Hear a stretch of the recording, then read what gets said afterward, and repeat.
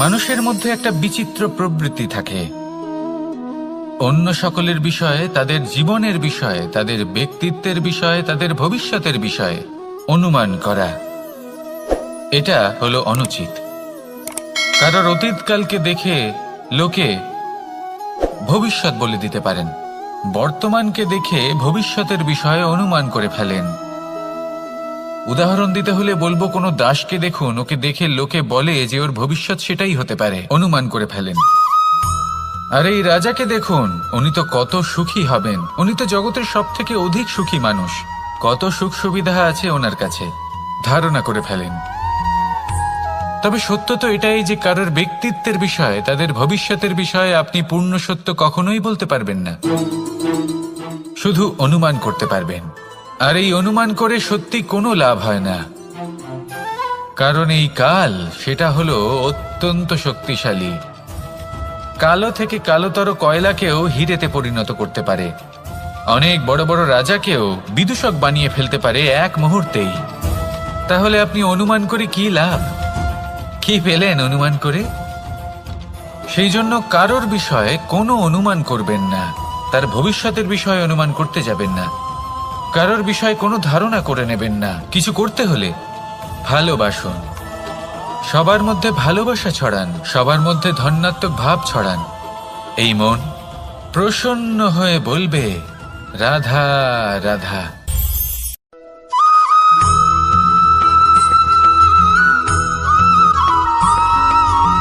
পঞ্চতত্ত্বের মধ্যে দ্বিতীয় তত্ত্ব হল ধরণী, ভূমি, যাকে আমরা ধরণী মাতা বলি। এই ধরণী ধৈর্য ধারণ করে, আর এর ওপরেই আমাদের সমগ্র সংসার নির্ভরশীল। কারণ এই ভূমি সহ্য ক্ষমতা রাখে, এর সহ্য ক্ষমতা হলো অপরিসীম। সন্তান যতই আঘাত প্রদান করুক না কেন, প্রেম পূর্বক সহ্য করে, আর তার বদলে অমূল্য রত্ন প্রদান করে। সন্তান যদি হাল চালায়, তাহলে তার বদলে তাকে অন্ন প্রদান করে। এটাই হলো ধরণী। এবার এর থেকে আমরা কি শিক্ষা পেতে পারি? এটাই যে কারোর জন্য কিছু করা বা কাউকে কিছু দেওয়া মনে কোনো কামনা ছাড়াই। আর এই কথাটা বুঝে যান, যদি কারোর জন্য কামনা না রেখে বা কোনো পাওয়ার আশা না রেখে কারোর জন্য কিছু করেন বা কারোকে কিছু দেন, যদি এটা আপনি শিখতে পারেন, তবে আপনি ভালোবাসতে শিখে গেছেন। আর সেই জন্যই এই ধরিত্রীকে মাতা বলা হয়। কারণ মাতা শুধু উনি নন যিনি গর্ভে সন্তানকে ধারণ করেন, মাতা তো উনিও যিনি জীবন বাঁচতে শেখান, যিনি জীবন বাঁচার উদাহরণ প্রদান করেন। তাহলে ধরণীর থেকে এই নিঃস্বার্থ ভাব শিখুন, নিঃস্বার্থ ভালোবাসা শিখুন, আর এই ভালোবাসার সাথেই বলুন, রাধা রাধা।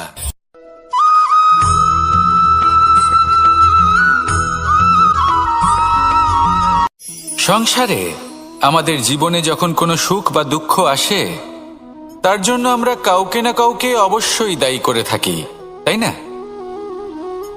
এই ব্যক্তি আমাদের সাথে এরকম কাজ করেছেন, তাই আমার সাথে এমন হলো। ওই ব্যক্তি যদি এমনটা না করতেন, তাহলে আজ আমি ওই স্থানে পৌঁছতে পারতাম। সবই আপনার দৃষ্টিভঙ্গির ওপর নির্ভরশীল। আর যদি আপনার দৃষ্টিভঙ্গি এমন হয়, তাহলে তা অনুচিত। সত্যি কথা বলতে, এই সংসারে ভিন্ন ভিন্ন ধরনের মানুষ আছে। এটা আপনার ওপর নির্ভর করছে কিভাবে তাদের স্বাগত জানাবেন। একবার ভাবুন, আমি আমার দুটো হাত সামনে নিয়ে এলাম, দুটো মুঠো খুলে দিলাম। দুই প্রকারের মানুষ আসবেন, কিছু না কিছু দিয়ে যাবেন। এই মুঠো যদি আমি বন্ধ করে দিই, তাহলে না কেউ আমাকে কিছু দিতে পারবে, না আমার কিছু যাবে আসবে। নিশ্চয়ই বুঝতে পারছেন এই দুই ধরনের ব্যক্তি কারা এবং তারা কি দিয়ে যান।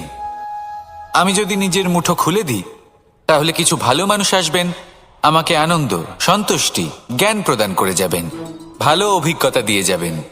কোনো খারাপ ব্যক্তি যদি আসেন, তাহলে তিনিও খারাপ অভিজ্ঞতা দেবেন, যার থেকে আমি শিক্ষা লাভ করব। এই সব কিছু আমি লাভ করতে পারি।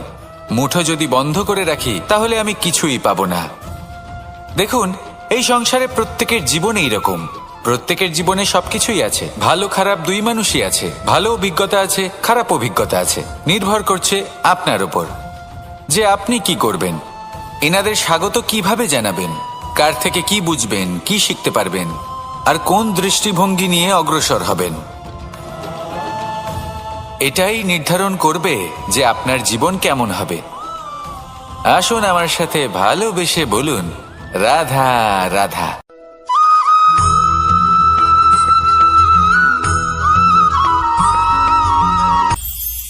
এটা হলো ধান গাছ।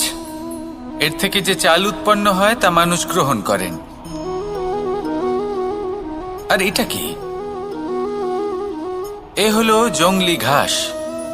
একবার ভেবে দেখুন, যদি এই জংলি ঘাস ধান গাছের আশেপাশে থাকে তাহলে কি হবে?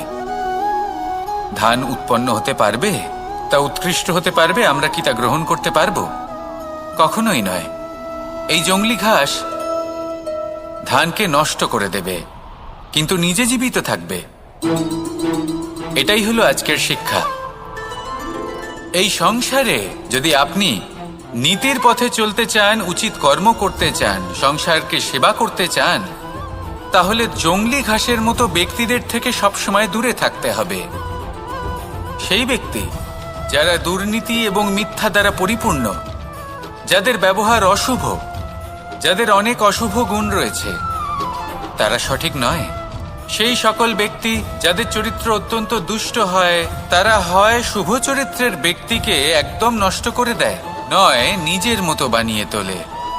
তাই যদি আপনি নীতির পথে চলতে চান, এই সংসারের জন্য শুভ কর্ম করতে চান, তাহলে সেই সঙ্গ লাভ করুন যে সঙ্গ জ্ঞানে পরিপূর্ণ, যাদের মধ্যে অনেক গুণ আছে, যাদের থেকে প্রতিদিন কিছু শিখতে পারবেন। এমন ব্যক্তির সাথে জীবন অতিবাহিত করুন। দুরাচারীদের থেকে দূরে থাকুন। তবেই এই মন প্রসন্ন হয়ে বলবে, রাধা রাধা।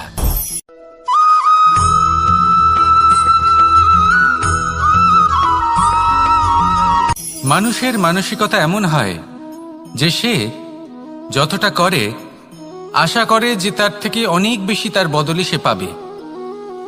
দেখুন, সবকিছুই আপনার ভাবনা চিন্তার উপর নির্ভর করছে। আপনি যদি ফলের বিষয়ে ভেবে কর্ম করতে থাকেন তাহলে সেটা অনুচিত। জীবনের আসল আনন্দ হলো নিজের কর্ম করতে থাকা, ফলের চিন্তা করা উচিত নয়। যদি আপনি এরকম ভাবেন যে আমি এতটা করছি, আমার এতটা পাওয়া উচিত, সেই ভাবনা অনুচিত। যদি আপনি সেবার মানসিকতা নিয়ে কর্ম করতে থাকেন, কর্মচক্রে প্রবাহিত হন, যদি আপনি এমন ভাবনা রাখেন যে আমি এতটা পাচ্ছি তাই এর থেকে অনেক বেশি আমি কর্ম করব, তাহলে নিশ্চিতরূপে আপনি যতটা করছেন তার থেকে অনেক বেশি আপনি পাবেন। আপনার আশার থেকে অনেক বেশি আপনি পাবেন। শুধু জীবনে অনেক বেশি কাজ করতে থাকুন, ফলের চিন্তা করবেন না। আর মনে রাখবেন, এই ভাবনাই সব থেকে বড় বীজ। কর্মের উপর বিশ্বাস রাখুন। জীবনে যা যা আপনি চান সবই সুখময় হবে। আসুন আর আমার সাথে ভালোবেসে বলুন, রাধা রাধা।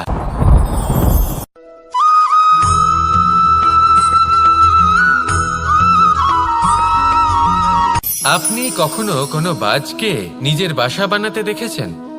এই বাজ যখনই কোনো বাসা বানায় তখন উঁচু গাছের ডালে বা কোনো পর্বতের শিখরে বাসা বানায়, অনেক উচ্চতায়। আর সেখানে তার সন্তানও জন্মগ্রহণ করে। যখন এই সন্তানেরা জন্মায় তখন এই বাজ খুবই ভালোবেসে এবং খুব সাবধানে এদের পালন পোষণ করে। নিজের ঠোঁট দিয়ে তাদের ঠোঁটে খাবার পরিবেশন করে। কিন্তু যেই সেই সন্তানেরা হৃষ্টপুষ্ট হয়ে যায় এবং সেই কথা বাজ নিজে বুঝতে পেরে যায়, সেই বাজ নিজেই সেই বাসা ছিন্ন ভিন্ন করে দেয়। সেই সন্তান যাদের সবেমাত্র ডানা গজিয়েছে, কিভাবে উড়তে হয় তারা জানে না, সেই সন্তানগুলিকে উচ্চতা থেকে ঠেলে দেয়। সেই সন্তান প্রথমে ভয়ভীত হয়ে যায়। তারা সামনে মৃত্যুকে দেখতে পেয়ে ভয়ের কারণে তাদের ডানা ঝাপটাতে থাকে। আর সেই প্রক্রিয়াতেই সেই সন্তানগুলি উড়তে শুরু করে দেয়। এবার এই ঘটনায় আমরা কি শিক্ষা পেতে পারি? এটাই, যদি আপনি মাতা পিতা হন তাহলে নিজের সন্তানকে অবশ্যই স্নেহ করুন, কিন্তু তাদেরকে নিজের আঁচলের তলায় বেঁধে রাখবেন না। যদি আপনি চান আপনার সন্তান জীবনে উন্নতি করুক, তাহলে নিজের মুঠো থেকে তাদের স্বতন্ত্র করে দিন। এই সংসারে সংঘর্ষ করতে দিন। সেই সন্তান নিজেই বুঝতে পারবে যে জন্মের সময় পাওয়া ডানা কি করে ব্যবহার করতে হয়। আর আপনার চোখের সামনে আপনার সন্তান এই আকাশে উড়তে থাকবে। তাহলে আসুন আমার সাথে ভালোবেসে বলুন, রাধা রাধা।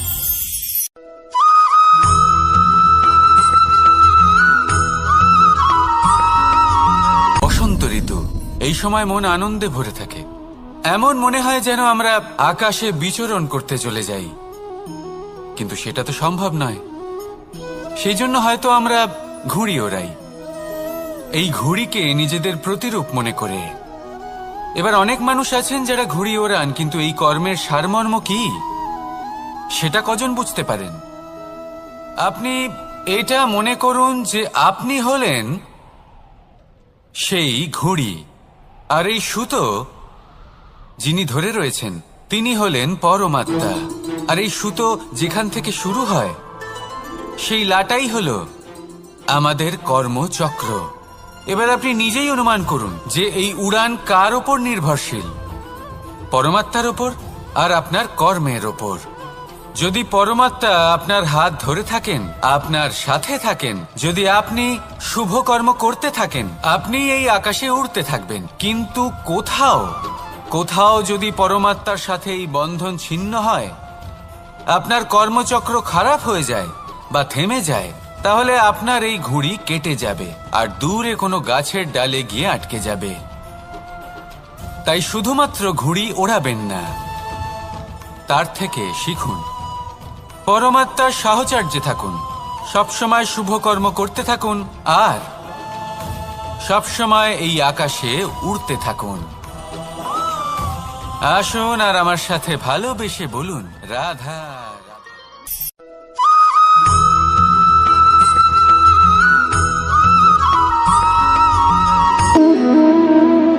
সম্পর্ক হলো আমাদের জীবনের একটি আধার। কিছু সম্পর্ক এমন যা আমরা জন্মসূত্রে লাভ করি, যেমন পরিবার, মা, বাবা। কিছু সম্পর্ক আছে যা আমরা জীবনে অর্জন করে থাকি, তা সে প্রেমের হোক, স্নেহের হোক বা বন্ধুত্বের। এই সকল সম্পর্ক লাভ করার বা গড়ে তোলার 5টি ধাপ রয়েছে। প্রথম ধাপ, কোনো ব্যক্তির সাথে আলাপ হওয়া, তার সাথে কথা বলা বা তাকে দেখা। দ্বিতীয় ধাপ, সে ব্যক্তিকে আমাদের ভালো লাগা। তৃতীয় ধাপ, আমাদের এটা চাইতে শুরু করা যে জীবনে এই ব্যক্তি যেন আমাদের বন্ধু হন, আমাদের জীবনে থাকেন, বা আমাদের কাউকে ভালোবেসে ফেলা আর এটা আমাদের ভাবা বা চাওয়া যে সেই ব্যক্তি যেন আজীবন আমার সাথে থাকেন, আমার জীবনে আমার সাথী হয়ে। চতুর্থ ধাপ, লাভ করা। এবার এই ধাপটি অনেক মানুষের পক্ষেই খুবই সরল হয়, বড়ই সরলভাবে নিজেদের সঙ্গীকে লাভ করে থাকেন। কিছু মানুষের জন্য এই ধাপ অত্যন্ত কঠিন হয়ে থাকে। অনেক প্রতিকূল পরিস্থিতির উপর জয়লাভ করে তারা সঙ্গীকে লাভ করেন, কিন্তু লাভ অবশ্যই করেন। এরপরে আসে পঞ্চম, অন্তিম এবং সব থেকে গুরুত্বপূর্ণ ধাপ। সেটা হলো সেই সম্পর্ক পালন করা। এটা হলো এমন এক বিষয় যা প্রত্যেক মানুষের শেখা উচিত। যদি ব্যক্তি নিজের জীবনে সম্পর্ক রক্ষা করতে শিখে যান, তবে প্রত্যেক সম্পর্ক তার জীবনকে স্বর্গ করে তুলবে। আসুন আর আমার সাথে ভালোবেসে বলুন, রাধা রাধা।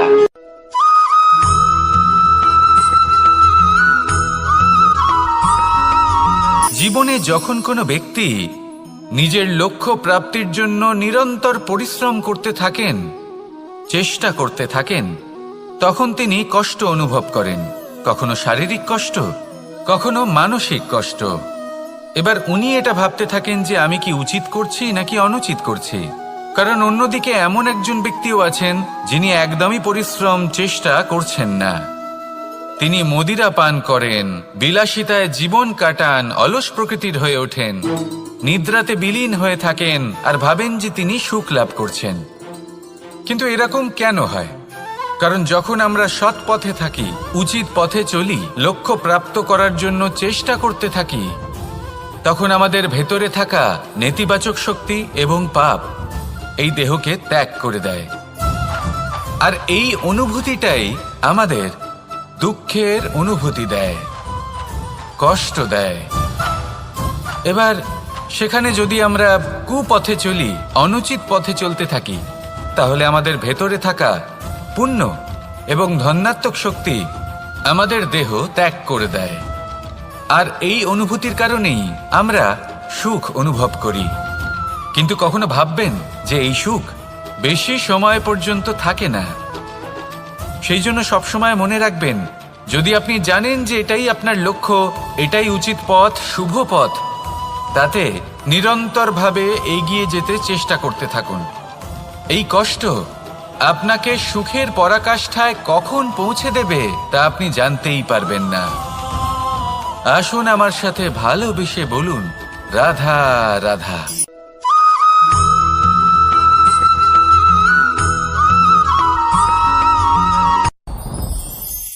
সাথী। সাথী এই শব্দটির ব্যাখ্যা কে কিভাবে করে? মিত্র, সখা, বন্ধু। কিন্তু অর্থ একটাই, তিনি যিনি আপনার সঙ্গী হন আর তিনি যার সাথী আপনি হন। এবার সব থেকে বড় প্রশ্ন হলো এটাই যে তিনি কে হতে পারেন যাকে আপনি আপনার সাথী বলে মেনে নিতে পারেন, নিজের সখা, নিজের মিত্র, নিজের বন্ধু মেনে নিতে পারেন। আপনার সাথী হলেন তিনি যিনি দুঃখের সময় আপনার পাশে থাকবেন, আপনার হাত ধরে থাকবেন। আপনার সাথী হলেন তিনি যার হাত আপনি নিজের সুখের দিনে ধরে থাকবেন।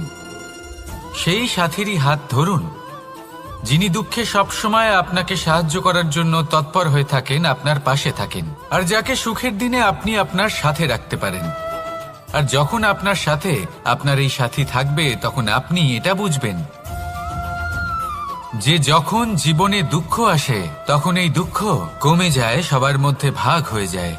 আর যদি তখন সুখ আসে, তাহলে সেটা সবার উপস্থিতিতে আরো বেড়ে যায়।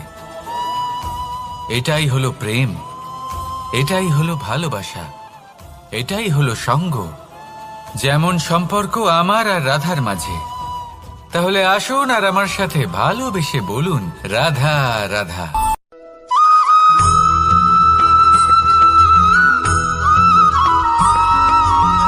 এই সংসারে প্রত্যেক মানুষ এটাই চান যে তিনি যেন ধনবান হন, আর্থিক অবস্থা তার ভালো থাকে, ওনার বাড়িতে লক্ষ্মীর আগমন হয়। কিন্তু সেটা হবে কি করে, সেটাই হলো প্রশ্ন। কেউ বলেন যে যদি পরিশ্রম করো তাহলে ধন অর্জন সম্ভব, কেউ বলেন যে যদি বিদ্যা লাভ হয় তবেই ধন অর্জন সম্ভব, কেউ বলেন যে যদি বলশালী হও তবেই সম্পন্ন থাকবে।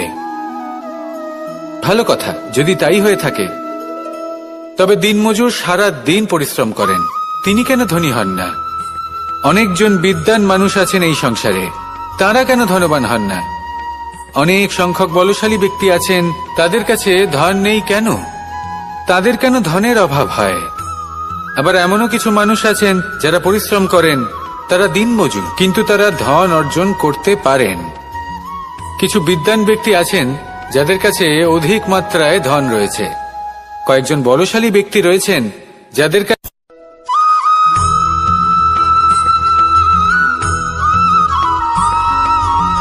পঞ্চতত্ত্বের মধ্যে দ্বিতীয় তত্ত্ব হল ধরণী, ভূমি, যাকে আমরা ধরণী মাতা বলি। এই ধরণী ধৈর্য ধারণ করে, আর এর ওপরেই আমাদের সমগ্র সংসার নির্ভরশীল। কারণ এই ভূমি সহ্য ক্ষমতা রাখে, এর সহ্য ক্ষমতা হল অপরিসীম। সন্তান যতই আঘাত প্রদান করুক না কেন, প্রেম পূর্বক সহ্য করে, আর তার বদলে অমূল্য রত্ন প্রদান করে। সন্তান যদি হাল চালায়, তাহলে তার বদলে তাকে অন্ন প্রদান করে। এটাই হলো ধরণী। এবার এর থেকে আমরা কি শিক্ষা পেতে পারি? এটাই যে কারোর জন্য কিছু করা বা কাউকে কিছু দেওয়া মনে কোনো কামনা ছাড়াই, আর এই কথাটা বুঝে যান, যদি কারোর জন্য কামনা না রেখে বা কোনো পাওয়ার আশা না রেখে কারোর জন্য কিছু করেন বা কারোকে কিছু দেন, যদি এটা আপনি শিখতে পারেন, তবে আপনি ভালোবাসতে শিখে গেছেন। আর সেই জন্যই এই ধরিত্রীকে মাতা বলা হয়। কারণ মাতা শুধু উনি নন যিনি গর্ভে সন্তানকে ধারণ করেন, মাতা তো উনিও যিনি জীবন বাঁচতে শেখান, যিনি জীবন বাঁচার উদাহরণ প্রদান করেন।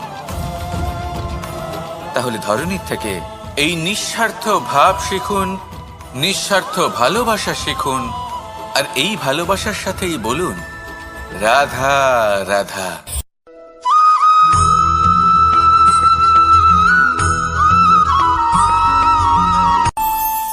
আমাদের মনে যখন কোনো প্রশ্ন ওঠে, কোনো দ্বন্দ্ব জাগে, তখন আমরা যাই আমাদের গুরুর কাছে, আমাদের আরাধ্যের কাছে গিয়ে জিজ্ঞেস করি। এইভাবেই একদিন আমি পৌঁছলাম আমার আরাধ্যের কাছে, আমার মহাদেবের কাছে, আর ওনাকে প্রশ্ন করলাম যে মহাদেব, জীবনে আনন্দ পাওয়ার, উৎসব পালনের, প্রেম ভাগ করে নেবার, জীবনকে উপভোগ করে নেওয়ার সর্বশ্রেষ্ঠ সময় কোনটা? মহাদেব হাসলেন আর উনি বললেন, জীবনে উৎসব পালনের সব থেকে শ্রেষ্ঠ দিন হল মৃত্যুর ঠিক আগের দিনটা। প্রেম ভাগ করে নেওয়ার সব থেকে শ্রেষ্ঠ মুহূর্ত হল মৃত্যুর ঠিক আগের মুহূর্ত। জীবনকে উপভোগ করে নেওয়ার সর্বশ্রেষ্ঠ প্রহর হল মৃত্যুর এক প্রহর পূর্বে। তখন আমি চমকে গেলাম। আমি বললাম, কিন্তু মহাদেব, মৃত্যু তো অনিশ্চিত, আমরা জানিও না কবে আমাদের মৃত্যু হবে। মহাদেব আবার হাসলেন। উনি বললেন যে যদি আমরা এভাবে জীবন কাটাই যে আমরা জীবনের প্রত্যেক দিন, প্রত্যেক মুহূর্ত, প্রত্যেক প্রহর শেষ বলে মনে করি, তাহলে আমাদের সমস্ত জীবন আনন্দের সাথেই অতিবাহিত হবে। কি বলেন?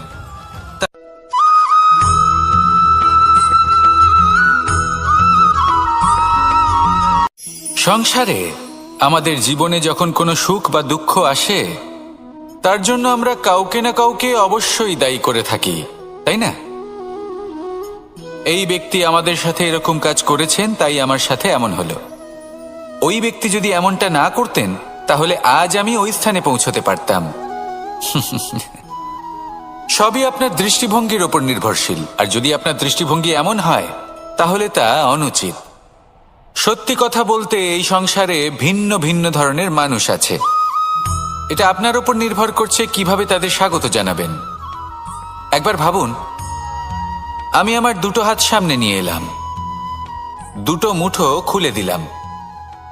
দুই প্রকারের মানুষ আসবেন, কিছু না কিছু দিয়ে যাবেন। এই মুঠো যদি আমি বন্ধ করে দিই, তাহলে না কেউ আমাকে কিছু দিতে পারবে, না আমার কিছু যাবে আসবে।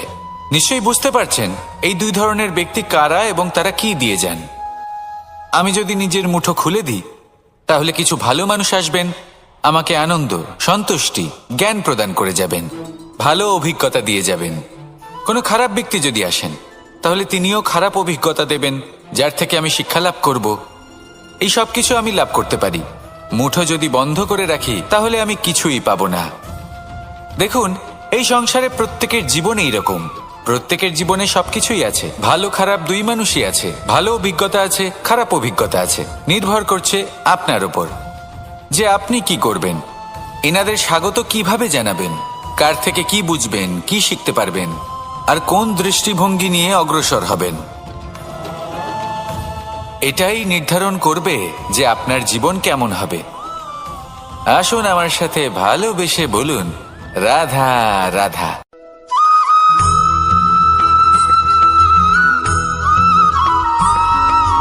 জীবনে অগ্রসর হওয়ার জন্য আমাদের কাকে প্রয়োজন হয়? মাতা পিতা, বন্ধু, প্রেম, সাহায্য, অর্থ, পরিশ্রম, আশা। ভিন্ন ভিন্ন মানুষ ভিন্ন ভিন্ন বিকল্প চয়ন করে। যদি আমি আপনাকে বলি,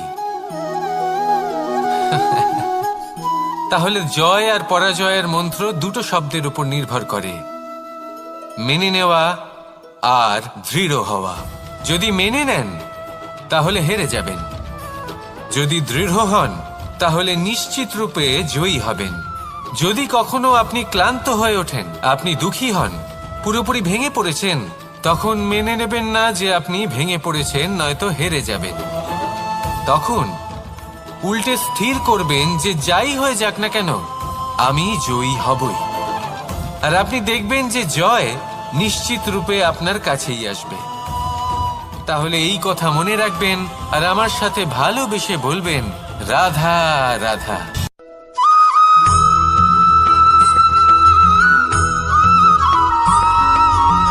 ভালো, শুধু ওনাদের কঠোর ব্যবহার দেখলে আমরা একটু ভয় পেয়ে যাই। এবার ওনাদের এই কঠোর ব্যবহার আমাদের ভালো না লাগলেও অত্যন্ত আবশ্যক, কারণ মাতার থেকে আমরা যে শক্তি লাভ করি তা যেন নিয়ন্ত্রণ হারিয়ে বিধ্বংসী না হয়ে ওঠে, আমরা যেন কোনো কুপথে না চলে যাই, আমরা কখনো যেন দোষ না করে ফেলি। শুধু সেই জন্য পিতা এবং গুরু একটু কঠোর হয়ে ওঠেন, এবং ওনাদের এই কঠোর আচরণ ভবিষ্যতে গিয়ে আমরা অবশ্যই বুঝতে পারি। জীবনে কিছু বছর আমরা এগিয়ে যাই আর তারপর আমরা বুঝতে পারি যে বাবা এবং গুরু আমাদের যথেষ্ট ভালোবাসতেন, কিন্তু ওনাদের ভালোবাসার বহিঃপ্রকাশ আলাদা। প্রয়োজনীয় হলো এটা দেখার, এটা বোঝার যে শুরু থেকে আমাদের প্রতি ওনাদের আচরণ কেমন ছিল। ওনাদের কঠোর হওয়ার পেছনে ওনাদের ভালোবাসাটা বোঝার চেষ্টা করুন, ওনাদের চিন্তাটা বোঝার চেষ্টা করুন, ওনাদের পথপ্রদর্শনের আড়ালে আপনার ভবিষ্যতের জন্য যে পরিকল্পনা ওনারা করেছেন সেটা বোঝার চেষ্টা করুন। তখন আপনারা বুঝতে পারবেন ওনাদের ভালোবাসাকে। আপনার মনের মধ্যে আপনা থেকেই ওনাদের প্রতি সম্মান জেগে উঠবে। নিজের পিতা এবং নিজের গুরু এই দুজনের প্রতি কৃতজ্ঞতা প্রকাশ করুন আর আমার সাথে ভালোবেসে বলুন, রাধা রাধা।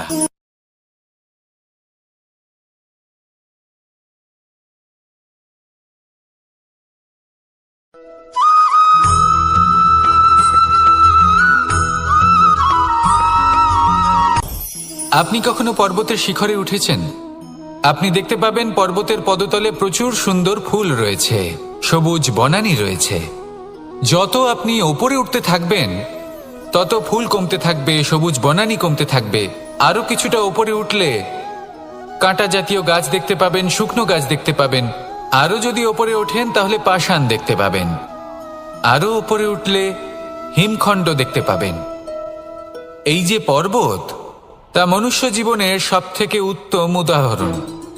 মানুষ যখন সাফল্যের শিখরে পৌঁছতে চান, মহানুভবতার শিখরে পৌঁছতে চান, পথে যত আস্তে আস্তে উপরে উঠতে থাকেন ততই ভৌতিক বস্তু তার থেকে বিচ্ছিন্ন হতে থাকে। যদি তিনি সেই ভৌতিক বস্তুগুলি ত্যাগ না করতে পারেন তাহলে কখনোই সেই স্থানে পৌঁছতে পারবেন না। আর মানুষ যদি উচিত ত্যাগ করতে পারেন, পথে অগ্রসর হতে থাকেন, এগোতে থাকেন, তাহলে একদিন না একদিন তিনি মহানুভবতার, জ্ঞানের, সাফল্যের হিমের স্বাদ অবশ্যই লাভ করবেন। মনে রাখবেন, মানব জীবনে ত্যাগ হলো অত্যন্ত গুরুত্বপূর্ণ অংশ। আসুন আমার সাথে ভালোবেসে বলুন, রাধা রাধা।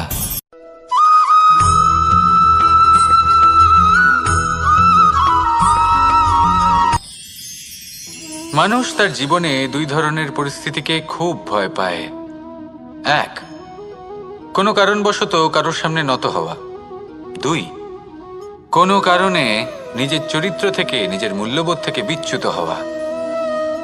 এবার কেন হয় এরকম যে কথায় কথায় কারোর সামনে নত হতে হয়?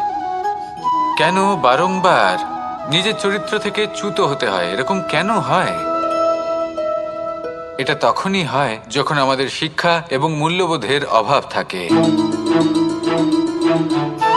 যদি মানুষের মধ্যে প্রকৃত শিক্ষা থাকে তাহলে এই সংসারে কোনো সময় এবং কারোর সামনেই নত হওয়ার কোনো প্রয়োজন নেই।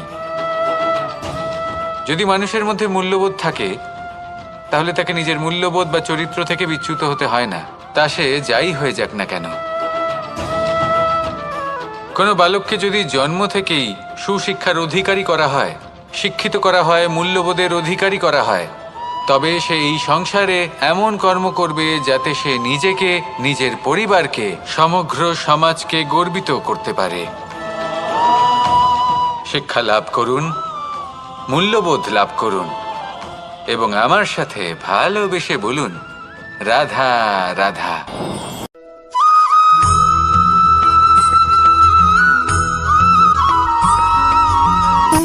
সুখ, দুঃখ এবং শক্তি, এই তিন হলো এই সংসারের ত্রিদেবের মতো। আমাদের জীবনে যা কিছু ঘটছে এই তিনটির ভিত্তির উপরেই হচ্ছে। আসলে এই সংসারের একটা নিয়ম আছে, যখনই আপনি কিছু লাভ করেন এই সংসার আপনার পরীক্ষা নেয়। এটা জানার জন্য আপনার পরীক্ষা নেয় যে আপনি যা কিছুই লাভ করেছেন আপনি কি আদৌ সেটার যোগ্য কিনা। ঠিক সেইভাবেই এই সুখ, দুঃখ এবং শক্তি আপনার পরীক্ষা নিয়ে থাকে। যখন সুখ আসে তখন সে আপনার পরীক্ষা নেয় যে আপনার মধ্যে অহংবোধ জাগ্রত হয়নি তো। যদি অহংবোধ চলে আসে তাহলে সুখ সেখানেই সঙ্গ ত্যাগ করে। দুঃখ আপনার ধৈর্যের পরীক্ষা নিতে থাকে, আর যদি আপনার মধ্যে ধৈর্য না থাকে তাহলে এটা আপনাকে আরো বেশি দুঃখের গভীর অন্ধকারে ঠেলে দেবে। সেখানে শক্তি পরীক্ষা নেয় আপনার বিনম্রতার। যদি আপনি বিনম্র না হন তাহলে হয় এই শক্তি আপনার সঙ্গ ত্যাগ করবে, নয় এই শক্তি বিনম্রতার অভাবে আপনার পতনের কারণ হতে পারে। এই সংসারে যে কোনো ব্যক্তি যিনি এই পরীক্ষায় উত্তীর্ণ হয়ে থাকেন এই জীবনে তিনি সাফল্য লাভ করেন। আসুন আমার সাথে ভালোবেসে বলুন, রাধা রাধা।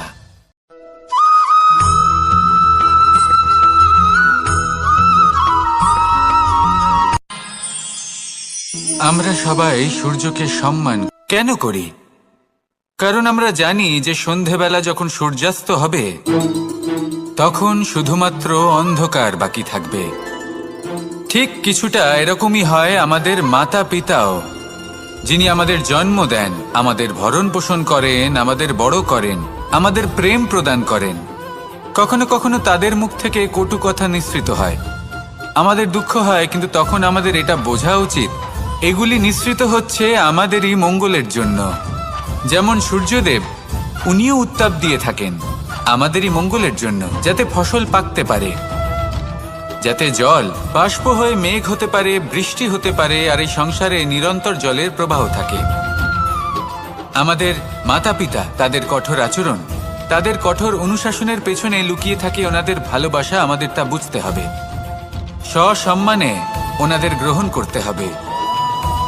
কারণ ঠিক সূর্যাস্তের পরে যেমন চতুর্দিক অন্ধকারচ্ছন্ন হয়ে যায়, তেমনি আমাদের জীবন থেকে যখন আমাদের মাতা পিতা চলে যায় তখন আমাদের জীবনেও শুধু এবং শুধুমাত্র অন্ধকারই ছেয়ে থাকে।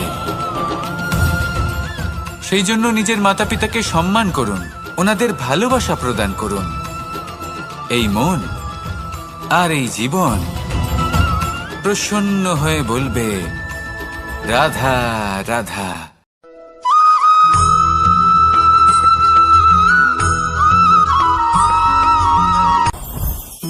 জীবনে কিছু শেখা অত্যন্ত গুরুত্বপূর্ণ। এবার কি কি শিখতে হবে সেই সব শেখানোর জন্য অনেক শিক্ষক রয়েছেন, কিন্তু কি শিখবেন না আর কি করবেন না এটা আমাদের নিজের অভিজ্ঞতা দিয়ে শিখতে হয়। কিন্তু তার মানে এটা নয় যে যদি আপনাকে শিখতে হয় যে আগুনের তাপ কতটা, আপনাকে আগুনের মধ্যে হাত দিতে হবে। না, অন্য কারোর অভিজ্ঞতা দ্বারাও শিখতে পারেন। প্রশ্ন শুধুমাত্র একটাই যে আপনি কি শিখতে চান নাকি চান না। যদি আপনি এটাই ভাবেন যে আমি শুধুই নিজের অভিজ্ঞতা দ্বারাই শিখতে চাই, তাহলে জীবনকাল ছোট মনে হবে, অনেক কিছুই শিখতে পারবেন না। তাই নিজের সাথে সাথে বড়দের অভিজ্ঞতার দ্বারাও শেখা শুরু করে দিন। এই সংসারের অভিজ্ঞতা দ্বারা শিখতে শুরু করে দিন। আর এটা নিশ্চিত রূপে শেখা আবশ্যক যে কখন কি করবেন না, কোথায় থামতে হবে আর কোথায় থামবেন না। তাহলে আসুন আর আমার সাথে ভালোবেসে বলুন, রাধা রাধা।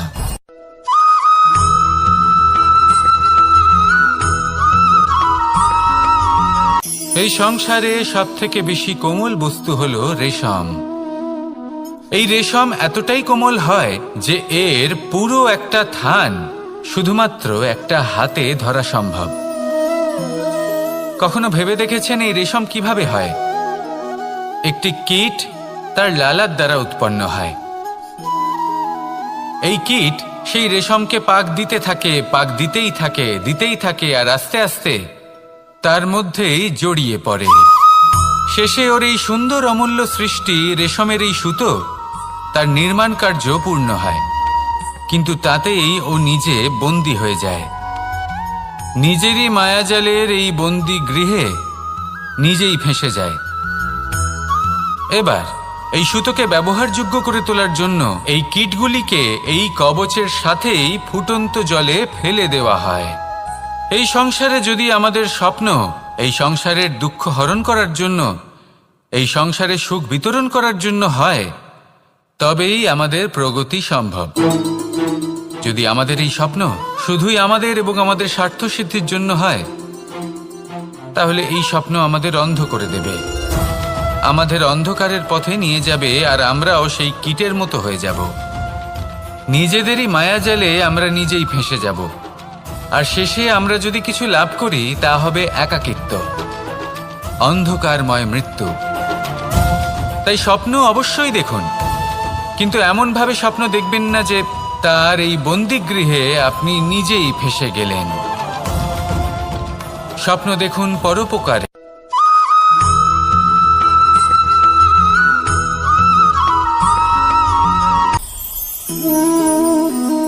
শক্তি এক অত্যন্ত বিচিত্র বস্তু, বা বলতে পারেন অনুভূতি। পিতা সবসময় চান যেন তিনি তার শক্তি পুত্রকে। আসুন আপনাকে সহজে বোঝাই। যদি আপনি সুপাত্র হন আর আপনাকে শক্তি দেওয়া হয়, তাহলে আপনি সেই শক্তির গুরুত্ব বুঝবেন, কোথায় সেই শক্তি প্রয়োগ করা উচিত সেটা বুঝবেন। আর এটা যেহেতু অর্জন করা শক্তি হবে, সেই শক্তির অপব্যবহার হবে না। কিন্তু যদি এই আপনি কুপাত্র হন আর যদি আপনাকে এই শক্তি দেওয়া হয়, তাহলে কি হবে? দেখতে গেলে এই শক্তি আপনি দান হিসেবে পেয়েছেন, তাই না আপনি এই শক্তির গুরুত্ব বুঝবেন আর না এর প্রয়োগ আপনি জানবেন। তার অপব্যবহার হওয়া সুনিশ্চিত। তাই যদি আপনি কোনো শক্তি অর্জন করতে চান, তাহলে আগে তার যোগ্য হয়ে উঠুন, পুত্র নয় পাত্র হয়ে উঠুন। আর আমার সাথে ভালোবেসে বলুন, রাধা রাধা।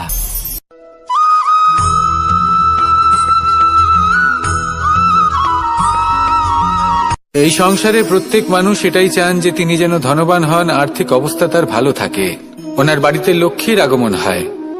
কিন্তু সেটা হবে কি করে, সেটাই হলো প্রশ্ন। কেউ বলেন যে যদি পরিশ্রম করো তাহলে ধন অর্জন সম্ভব, কেউ বলেন যে যদি বিদ্যা লাভ হয় তবেই ধন অর্জন সম্ভব, কেউ বলেন যে যদি বলশালী হও তবেই সম্পন্ন থাকবে। ভালো কথা, যদি তাই হয়ে থাকে, তবে দিনমজুর সারা দিন পরিশ্রম করেন, তিনি কেন ধনী হন না? অনেকজন বিদ্বান মানুষ আছেন এই সংসারে, তারা কেন ধনবান হন না? অনেক সংখ্যক বলশালী ব্যক্তি আছেন, তাদের কাছে ধন নেই কেন? তাদের কেন ধনের অভাব হয়? আবার এমনও কিছু মানুষ আছেন যারা পরিশ্রম করেন, তারা দিনমজুর, কিন্তু তারা ধন অর্জন করতে পারেন। কিছু বিদ্বান ব্যক্তি আছেন যাদের কাছে অধিক মাত্রায় ধন রয়েছে, কয়েকজন বলশালী ব্যক্তি রয়েছেন যাদের কাছে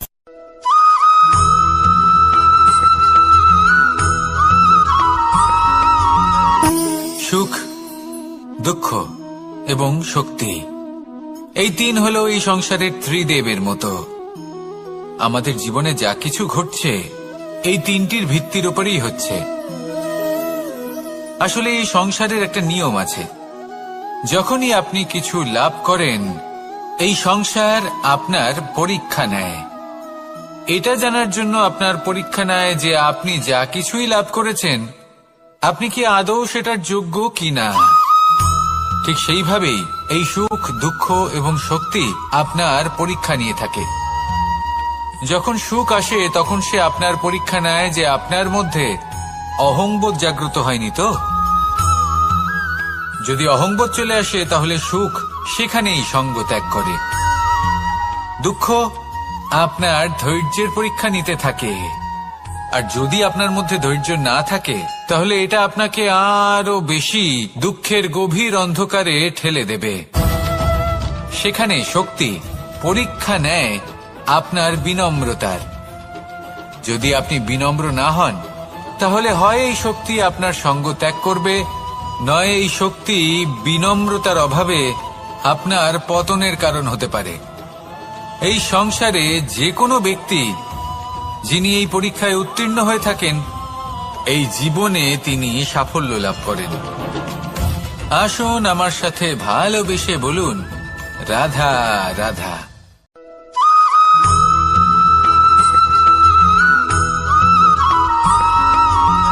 পঞ্চতত্ত্বের মধ্যে দ্বিতীয় তত্ত্ব হল ধরণী, ভূমি, যাকে আমরা ধরণী মাতা বলি।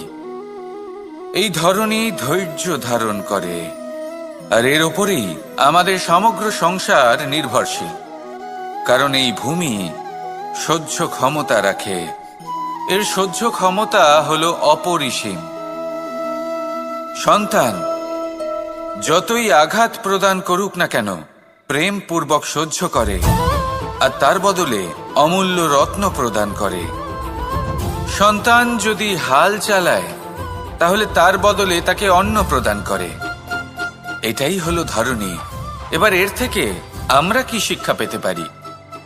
এটাই যে কারোর জন্য কিছু করা বা কাউকে কিছু দেওয়া মনে কোনো কামনা ছাড়াই।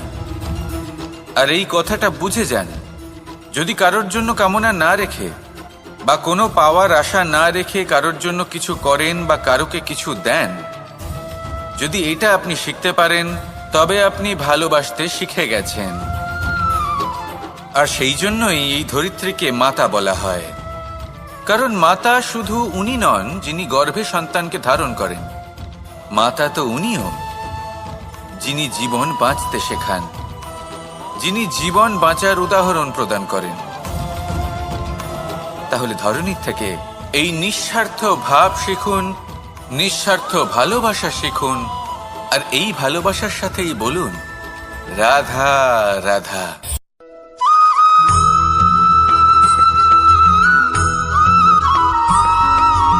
মানুষ জন্মগ্রহণ করে, তার সাথে ভয়েরও জন্ম হয়।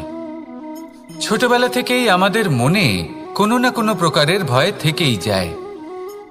কেউ এই বিষয়ে ভয় পায় যে তার কোনো বস্তু তার থেকে দূরে চলে যাবে, কেউ এই বিষয়ে ভয় পায় যে আমি নিজেকে হারিয়ে ফেলব, কেউ এই ভেবে ভয় পায় যে আমার প্রিয়জনেরা তারা যেন আমার থেকে দূরে না চলে যায়, কেউ এই ভেবে ভয় পায় যে আমরা যেন পথ না হারিয়ে ফেলি, আদি ইত্যাদি। কিন্তু সত্যি কথা বলতে ভেবে দেখুন, এই ভয় বাস্তবে কি?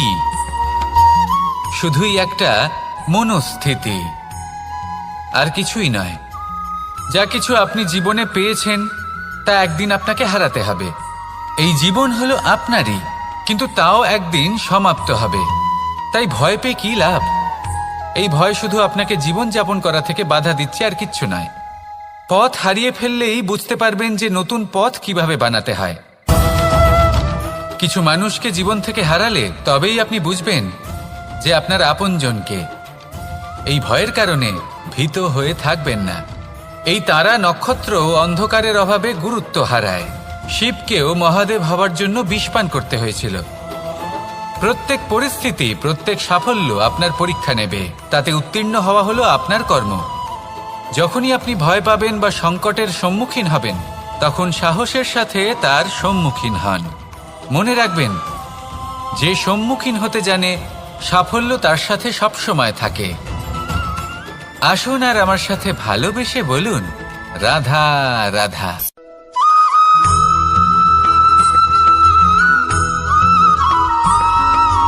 জীবনে অগ্রসর হওয়ার জন্য আমাদের কাকে প্রয়োজন হয়?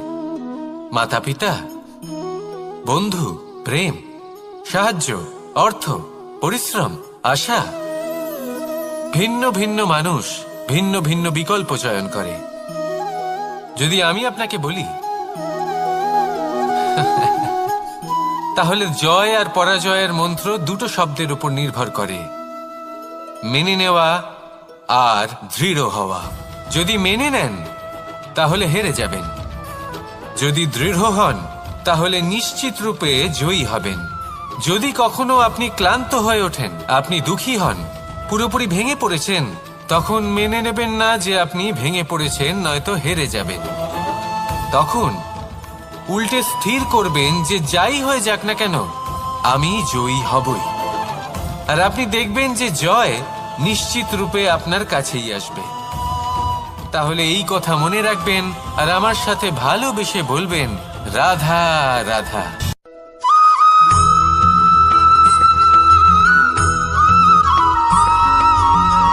এই সংসারে কোনো বস্তু হোক বা ব্যক্তি হোক, তার একার গুরুত্ব কিন্তু খুব বেশি নয়। একটা উদাহরণ হিসেবে বৃষ্টির ফোঁটাকে ভেবে দেখুন।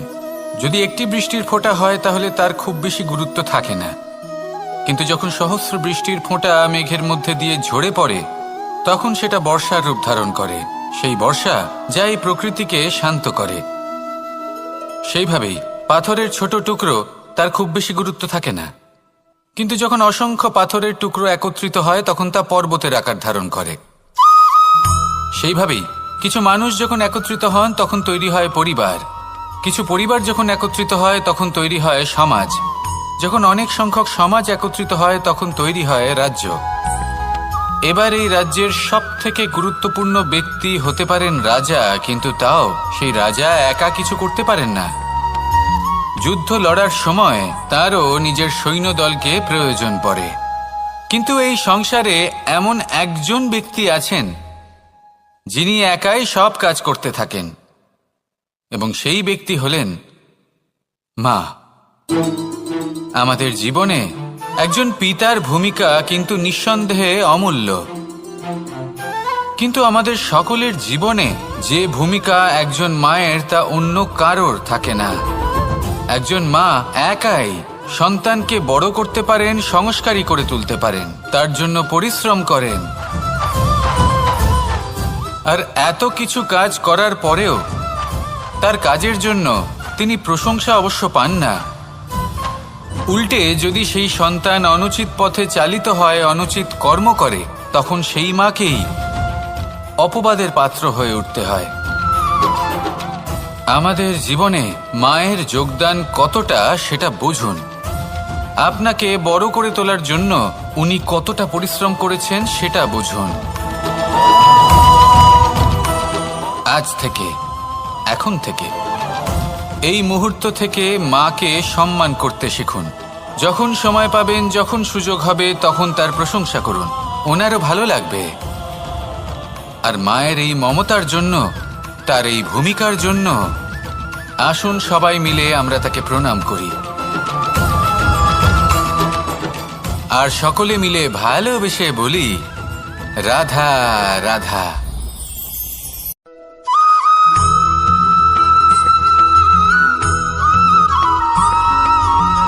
এই সংসারের সবথেকে গুরুত্বপূর্ণ তত্ত্ব কোনটা? প্রথম হলো সময়। জন্ম থেকে মৃত্যু পর্যন্ত এই যে সময়, এটাই তো হলো জীবন।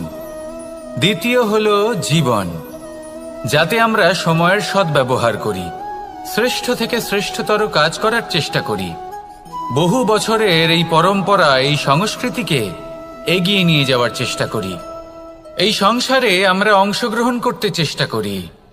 তৃতীয় হলো ধন, সেই ধন যা প্রত্যেক ব্যক্তি অর্জন করতে চেষ্টা করেন। এবার এই তিনটি তত্ত্বের মধ্যে একটা সামঞ্জস্য আছে, সমান ব্যাপার আছে। সে ধনই হোক বা সময় হোক বা হোক জীবন। আর সেই সমান ব্যাপার হলো যে যদি আপনি এটা গণনা করতে থাকেন তাহলে তা কমতে থাকে, যদি আপনি এটা ব্যবহার করেন তাহলে তা বাড়তে থাকে। একে সংগঠিত করে রাখতে চেষ্টা করলে এ হাত থেকে ফসকে যায়, কিন্তু যদি আপনি একে সামলে রাখতে শিখে যান তাহলে এমন কাজ করবেন যাতে সংসারের সাথে সাথে পরবর্তী প্রজন্ম লাভবান হবে। যদি কিছু শিখতে চান তাহলে সামলাতে শিখুন, গণনা করা বা সংগঠিত করা নয়। আসুন আর আমার সাথে ভালোবেসে বলুন, রাধা রাধা।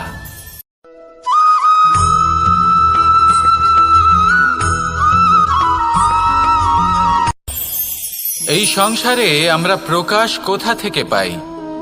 এর উত্তর বড়ই সরল। ভোরে যখন সূর্যোদয় হয় তখন প্রকাশের কিরণ আমাদের ঘরে এসে পৌঁছয়। এইভাবেই আমরা প্রকাশ লাভ করি। এবার এই প্রকাশের আলোতেই আমরা সারাদিনের কাজ সম্পন্ন করি। সন্ধে হয়ে যায়, সূর্যাস্তও হয়ে যায়, আর আমাদের ঘর যাতে অন্ধকার না হয় তার জন্য আমরা একটা প্রদীপ প্রজ্বলিত করি। এটাই ঘটে আমাদের জীবনেও। এবার প্রবাহমান আয়ুর সাথে আমরা আমাদের অন্তরে যদি একটা প্রদীপ প্রজ্বলিত করে নিই তাহলে বিষয়টাই অন্যরকম হবে। এবার আপনি বলবেন কোন প্রকাশের কথা বলছি যা আমাদের অন্তরে জাগ্রত করা সম্ভব?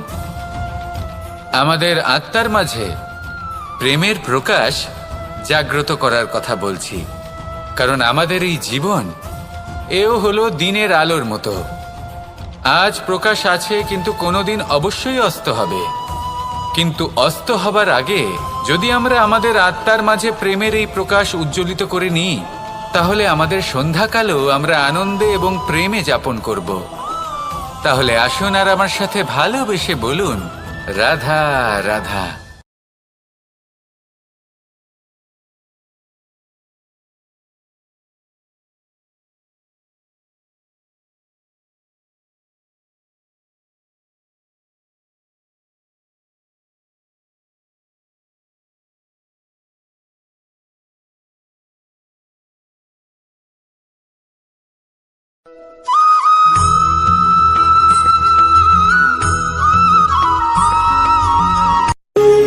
যখন মানুষের মৃত্যু হয় তখন কি হয়? অনেক সংখ্যক মানুষ শোক পালন করতে চলে আসেন। যে ব্যক্তি মৃত্যু লাভ করেছেন তার অনেক বস্তু থাকে যেগুলো তার প্রিয়, যেগুলো তিনি ব্যবহার করেছেন। তার শয্যা, তার বস্ত্র, তার আভূষণ সবকিছু তার থেকে বিচ্ছিন্ন করা হয় এবং খালি হাতে তাকে শ্মশানের উদ্দেশ্যে রওনা করা হয়। আমি আপনাকে এই প্রশ্ন করতে চাই, আপনি এই সংসারে কি অর্জন করেছেন? ধন সম্পত্তি, বস্ত্র, আভূষণ, এই সব কিছু যে আপনি অর্জন করেছেন আপনার মৃত্যুর পরে তা আপনার থেকে দূর হয়ে যাবে। এর উত্তর হলো একটাই, আপনার কর্ম। শুধু সেটাই আছে যা একান্ত আপনার, আর শুধু সেটাই এই সংসার থেকে চলে যাওয়ার পরেও সংসারেই জীবিত থাকবে।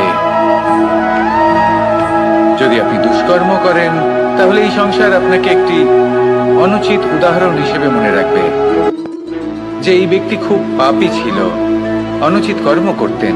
যে পথে তিনি চলেছেন সেই পথে কারোর চলা উচিত নয়। সেখানেই যদি আপনি সৎকর্ম করেন তাহলে সংসার চিরকাল এটাই বলবে যে খুব ভালো মানুষ ছিলেন, সবাইকে ভালোবাসতেন, সবাইকে সাহায্য করতেন, আমার খুব প্রিয় মানুষ ছিলেন। এটাই হলো শ্রেষ্ঠ কর্ম। সেই জন্য জীবনে শুধুমাত্র ধন সম্পত্তি, আভূষণ এই সব অর্জন করতে গিয়ে নিজের মনোনিবেশ করবেন না। শ্রেষ্ঠ কর্ম করুন। সংসার থেকে চলে যাওয়ার পরেও এই কর্মই এই সংসারে আপনাকে জীবিত রাখবে। আসুন আমার সাথে ভালোবেসে বলুন, রাধা রাধা।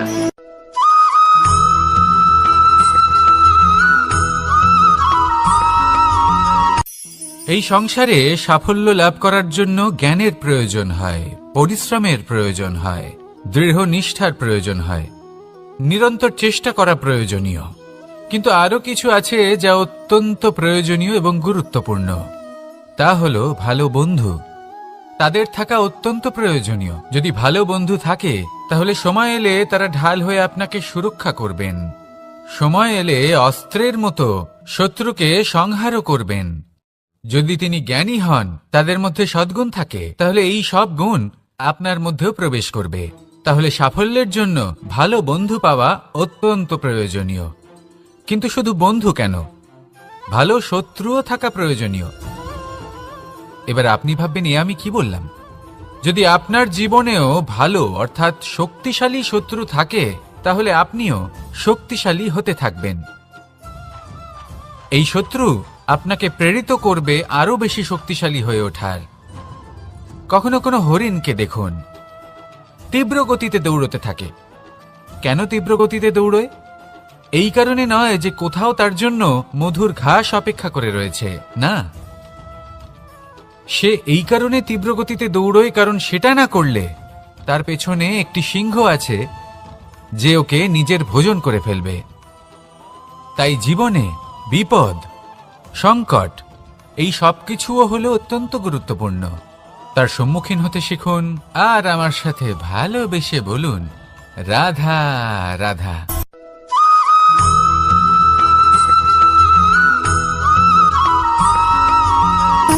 সুখ, দুঃখ এবং শক্তি, এই তিন হলো এই সংসারের ত্রিদেবের মতো। আমাদের জীবনে যা কিছু ঘটছে এই তিনটির ভিত্তির উপরেই হচ্ছে। আসলে এই সংসারের একটা নিয়ম আছে, যখনই আপনি কিছু লাভ করেন এই সংসার আপনার পরীক্ষা নেয়। এটা জানার জন্য আপনার পরীক্ষা নেয় যে আপনি যা কিছুই লাভ করেছেন আপনি কি আদৌ সেটার যোগ্য কিনা। ঠিক সেইভাবেই এই সুখ, দুঃখ এবং শক্তি আপনার পরীক্ষা নিয়ে থাকে। যখন সুখ আসে তখন সে আপনার পরীক্ষা নেয় যে আপনার মধ্যে অহংবোধ জাগ্রত হয়নি তো। যদি অহংবোধ চলে আসে তাহলে সুখ সেখানেই সঙ্গ ত্যাগ করে। দুঃখ আপনার ধৈর্যের পরীক্ষা নিতে থাকে, আর যদি আপনার মধ্যে ধৈর্য না থাকে তাহলে এটা আপনাকে আরো বেশি দুঃখের গভীর অন্ধকারে ঠেলে দেবে। সেখানে শক্তি পরীক্ষা নেয় আপনার বিনম্রতার। যদি আপনি বিনম্র না হন তাহলে হয় এই শক্তি আপনার সঙ্গ ত্যাগ করবে, নয় এই শক্তি বিনম্রতার অভাবে আপনার পতনের কারণ হতে পারে। এই সংসারে যে কোনো ব্যক্তি যিনি এই পরীক্ষায় উত্তীর্ণ হয়ে থাকেন এই জীবনে তিনি সাফল্য লাভ করেন। আসুন আমার সাথে ভালোবেসে বলুন, রাধা রাধা।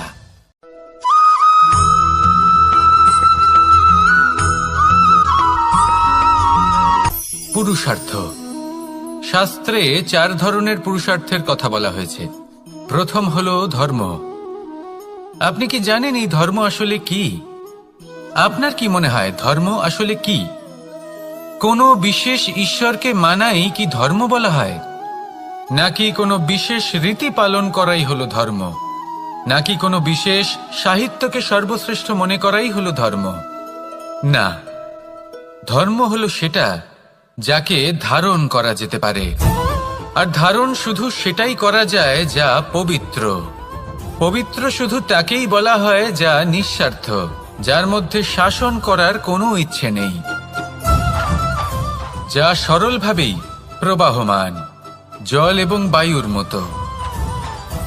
যখন কোনো ব্যক্তি ধর্মকে ধারণ করেন এবং সেই ধর্ম সেই ব্যক্তিকে রক্ষা করে তখন তাকে ধর্ম বলা হয়। ধর্ম যা রক্ষা করে অহংকার থেকে, খারাপ চিন্তার হাত থেকে। সেই জন্য পুরুষার্থ গড়ে তোলার আগে, ধর্ম পালন করার আগে ধর্মের প্রকৃত অর্থ কি সেটা বুঝে নিন। এটা জেনে রাখুন যে সমস্ত ধর্মের আধার, সমস্ত ধর্মের ভিত শুধুমাত্র ভালোবাসা। আসুন আর এই ভালোবাসার সাথেই বলুন, রাধা রাধা।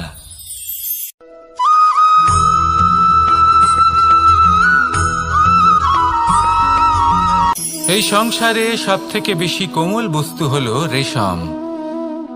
এই রেশম এতটাই কোমল হয় যে এর পুরো একটা থান শুধুমাত্র একটা হাতে ধরা সম্ভব। কখনো ভেবে দেখেছেন এই রেশম কিভাবে হয়? একটি কীট তার লালার দ্বারা উৎপন্ন হয়।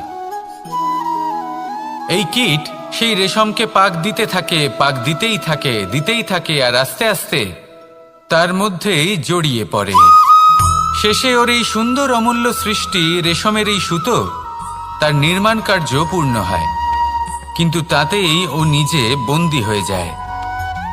নিজেরই মায়াজালের এই বন্দী গৃহে নিজেই ফেঁসে যায়। এবার এই সুতোকে ব্যবহারযোগ্য করে তোলার জন্য এই কীটগুলিকে এই কবচের সাথেই ফুটন্ত জলে ফেলে দেওয়া হয়। এই সংসারে যদি আমাদের স্বপ্ন এই সংসারের দুঃখ হরণ করার জন্য এই সংসারে সুখ বিতরণ করার জন্য হয়, তবেই আমাদের প্রগতি সম্ভব। যদি আমাদের এই স্বপ্ন শুধুই আমাদের এবং আমাদের স্বার্থ সিদ্ধির জন্য হয়, তাহলে এই স্বপ্ন আমাদের অন্ধ করে দেবে, আমাদের অন্ধকারের পথে নিয়ে যাবে, আর আমরাও সেই কীটের মতো হয়ে যাব। নিজেদেরই মায়াজালে আমরা নিজেই ফেঁসে যাব, আর শেষে আমরা যদি কিছু লাভ করি তা হবে একাকিত্ব, অন্ধকারময় মৃত্যু। তাই স্বপ্ন অবশ্যই দেখুন, কিন্তু এমনভাবে স্বপ্ন দেখবেন না যে তার এই বন্দিগৃহে আপনি নিজেই ফেঁসে গেলেন। স্বপ্ন দেখুন পরোপকারে।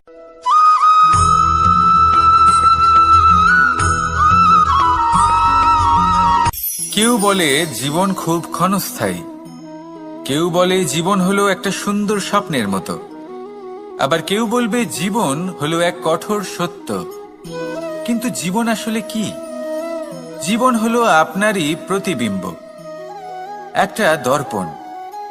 অর্থাৎ আপনি জীবনকে সেইভাবেই পাবেন যেরকম আপনি নিজেকে প্রতিপন্ন করবেন। যদি আপনি দর্পণের দিকে তাকিয়ে হাসেন, তাহলে আপনি সামনে হাসি মুখী দেখতে পাবেন। এবার যদি আপনি গম্ভীর হয়ে থাকেন, তাহলে আপনি একজন রুষ্ট ব্যক্তি দেখতে পাবেন। শেষে সবথেকে বেশি গুরুত্বপূর্ণ হলো আপনার চেষ্টা। আপনাকে সবসময় চেষ্টা করতে হবে যাতে আপনি নিজেকে প্রসন্ন এবং ইতিবাচক মনোভাবে রাখেন। এটা হলো আপনারই উত্তরদায়িত্ব, তাকে পালন করুন। এই মনকে প্রসন্ন রাখুন, এই সংসারকে সুন্দর বলে মনে হবে, আর এই মন প্রসন্ন হয়ে বলবে রাধা রাধা।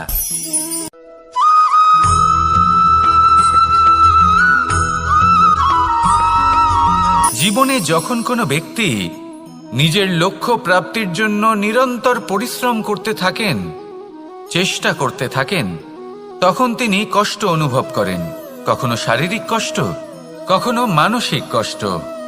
এবার উনি এটা ভাবতে থাকেন যে আমি কি উচিত করছি নাকি অনুচিত করছি। কারণ অন্যদিকে এমন একজন ব্যক্তিও আছেন যিনি একদমই পরিশ্রম চেষ্টা করছেন না। তিনি মদিরা পান করেন, বিলাসিতায় জীবন কাটান, অলস প্রকৃতির হয়ে ওঠেন, নিদ্রাতে বিলীন হয়ে থাকেন আর ভাবেন যে তিনি সুখ লাভ করছেন। কিন্তু এরকম কেন হয়? কারণ যখন আমরা সৎ পথে থাকি, উচিত পথে চলি, লক্ষ্য প্রাপ্ত করার জন্য চেষ্টা করতে থাকি, তখন আমাদের ভেতরে থাকা নেতিবাচক শক্তি এবং পাপ এই দেহকে ত্যাগ করে দেয়। আর এই অনুভূতিটাই আমাদের দুঃখের অনুভূতি দেয়, কষ্ট দেয়। এবার সেখানে যদি আমরা কুপথে চলি, অনুচিত পথে চলতে থাকি, তাহলে আমাদের ভেতরে থাকা পুণ্য এবং ধনাত্মক শক্তি আমাদের দেহ ত্যাগ করে দেয়। আর এই অনুভূতির কারণেই আমরা সুখ অনুভব করি। কিন্তু কখনো ভাববেন যে এই সুখ বেশি সময় পর্যন্ত থাকে না। সেই জন্য সবসময় মনে রাখবেন, যদি আপনি জানেন যে এটাই আপনার লক্ষ্য, এটাই উচিত পথ, শুভ পথ, তাতে নিরন্তরভাবে এগিয়ে যেতে চেষ্টা করতে থাকুন। এই কষ্ট আপনাকে সুখের পরাকাষ্ঠায় কখন পৌঁছে দেবে তা আপনি জানতেই পারবেন না। আসুন আমার সাথে ভালোবেসে বলুন রাধা রাধা।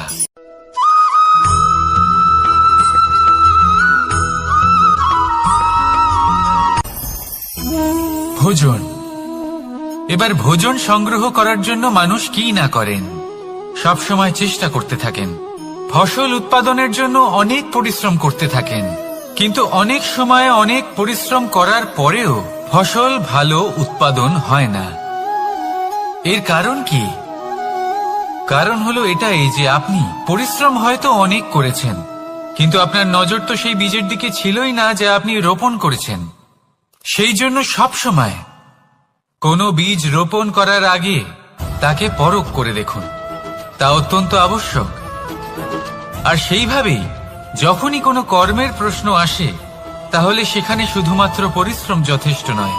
সেই কাজের প্রতি আপনার কর্তব্য কি, আপনার উদ্দেশ্য কি, সেটা জানা হলো অত্যন্ত গুরুত্বপূর্ণ।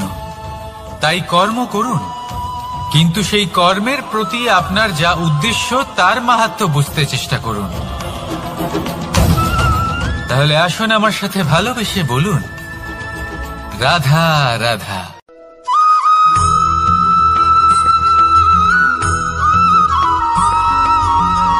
পিতা আর পুত্রের সম্পর্ক অত্যন্ত মধুর হয়ে থাকে। পিতা স্বপ্ন দেখেন, তাকে পূর্ণ করার সকল সম্ভাব্য চেষ্টা করেন, কিন্তু তাও অনেক সময় ওনার স্বপ্ন অপূর্ণ থেকে যায়। তখন পিতা ভাবেন যে স্বপ্ন উনি পূর্ণ করতে পারেননি, ওনার সন্তান তা অবশ্যই পূরণ করবে। যে স্থানে উনি কখনো পৌঁছতে পারেননি, সেই স্থানে ওনার পুত্র অবশ্যই পৌঁছবে। পিতা নিজের সন্তানের ভবিষ্যৎ নিয়ে সেই স্বপ্ন দেখেন, আর যখন সেই সন্তান সামনে এগোতে থাকে তখন তার দুঃখ হয় না, বরং গর্ব হয়।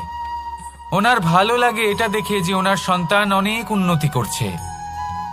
কিন্তু যখন সন্তান নিজের অভিভাবকের শক্তি দেখে, তার যশ দেখে হিংসা করতে থাকে, সমস্যা সেইখানেই শুরু হয়।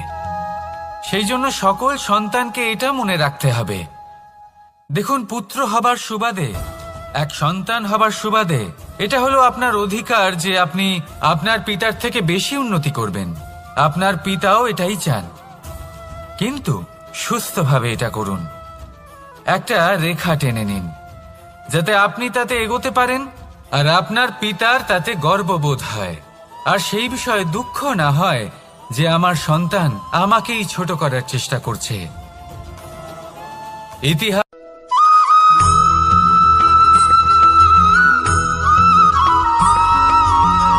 যখন আমরা কোনো বনে প্রবেশ করি,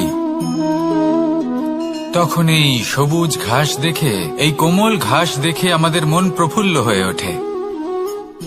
ভিন্ন ভিন্ন প্রজাতির ফুল, ভিন্ন ভিন্ন রঙের ফুল দেখে এই মন আনন্দে ভরে ওঠে। এখানে শিশুরা আনন্দ লাভ করে, বড়রা ভোজন গ্রহণ করেন, কথাবার্তা বলেন, হাঁটাহাঁটি করে বেড়ান।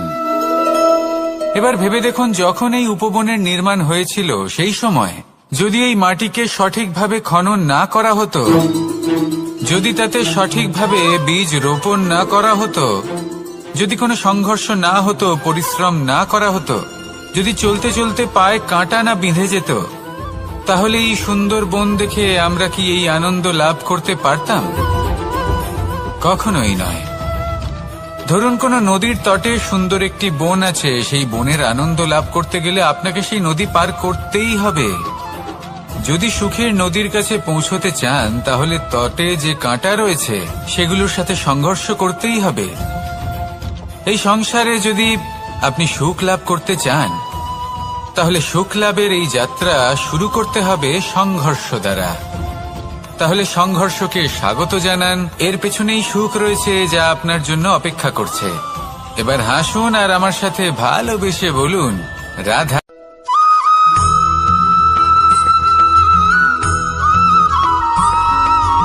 জীবনে অগ্রসর হওয়ার জন্য আমাদের কাকে প্রয়োজন হয়?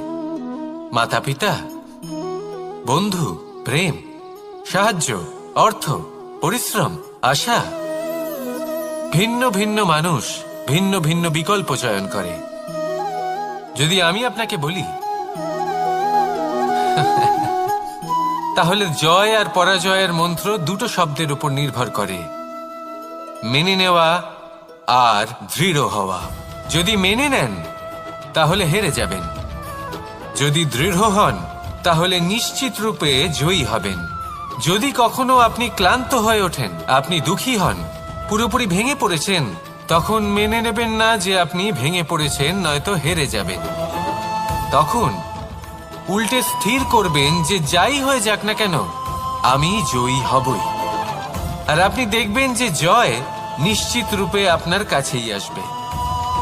তাহলে এই কথা মনে রাখবেন আর আমার সাথে ভালোবেসে বলবেন, রাধা রাধা।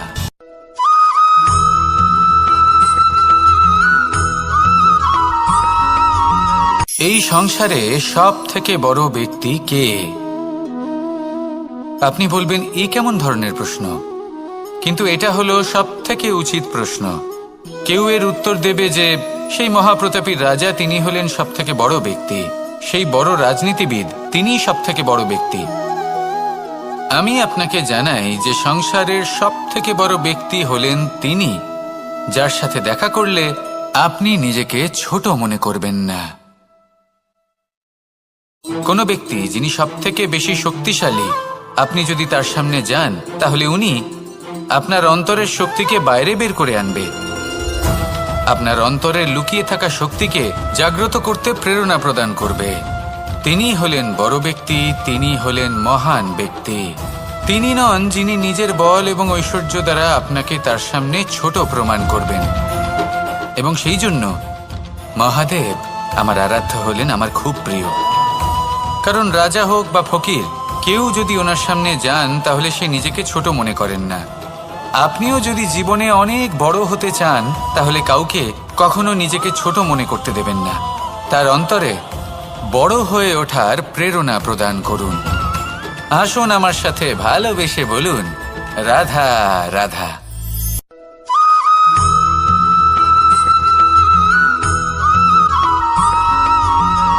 মানুষের মানসিকতা এমন হয় যে সে যতটা করে আশা করে যে তার থেকে অনেক বেশি তার বদলে সে পাবে। দেখুন, সবকিছুই আপনার ভাবনা চিন্তার উপর নির্ভর করছে। আপনি যদি ফলের বিষয়ে ভেবে কর্ম করতে থাকেন তাহলে সেটা অনুচিত। জীবনের আসল আনন্দ হলো নিজের কর্ম করতে থাকা, ফলের চিন্তা করা উচিত নয়। যদি আপনি এরকম ভাবেন যে আমি এতটা করছি, আমার এতটা পাওয়া উচিত, সেই ভাবনা অনুচিত।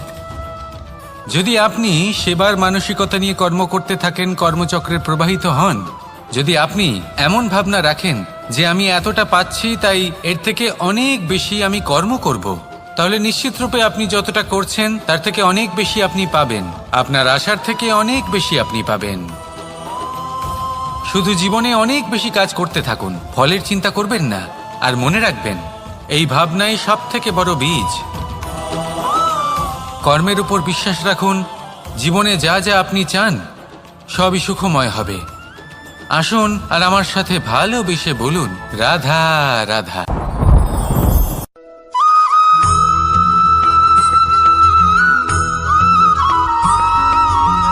এই দড়িটা দেখুন,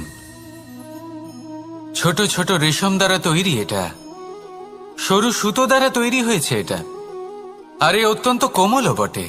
আর আপনি চাইলে এটা সোজাও করে দিতে পারেন, আর চাইলে এটা বেঁকিয়েও দিতে পারেন। আর যদি চান তাহলে এটা গোল গোল করে বেঁধে কোথাও রেখেও দিতে পারেন।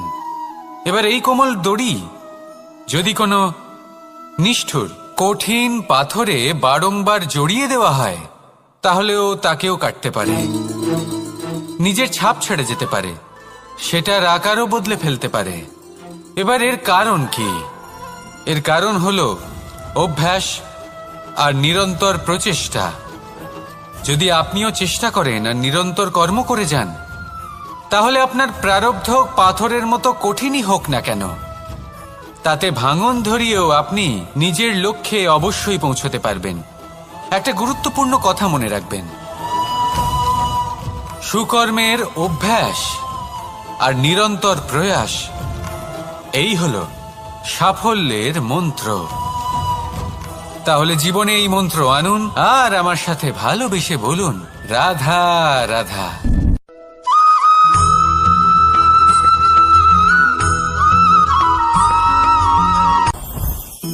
জীবনে কিছু শেখা অত্যন্ত গুরুত্বপূর্ণ। এবার কি কি শিখতে হবে সেই সব শেখানোর জন্য অনেক শিক্ষক রয়েছেন, কিন্তু কি শিখবেন না আর কি করবেন না এটা আমাদের নিজের অভিজ্ঞতা দিয়ে শিখতে হয়। কিন্তু তার মানে এটা নয় যে যদি আপনাকে শিখতে হয় যে আগুনের তাপ কতটা, আপনাকে আগুনের মধ্যে হাত দিতে হবে। না, অন্য কারোর অভিজ্ঞতা দ্বারাও শিখতে পারেন। প্রশ্ন শুধুমাত্র একটাই যে আপনি কি শিখতে চান নাকি চান না। যদি আপনি এটাই ভাবেন যে আমি শুধুই নিজের অভিজ্ঞতা দ্বারাই শিখতে চাই, তাহলে জীবনকাল ছোট মনে হবে, অনেক কিছুই শিখতে পারবেন না। তাই নিজের সাথে সাথে বড়দের অভিজ্ঞতা দ্বারাও শেখা শুরু করে দিন। এই সংসারের অভিজ্ঞতা দ্বারা শিখতে শুরু করে দিন। আর এটা নিশ্চিত রূপে শেখা আবশ্যক যে কখন কি করবেন না, কোথায় থামতে হবে আর কোথায় থামবেন না। তাহলে আসুন আর আমার সাথে ভালোবেসে বলুন, রাধা রাধা।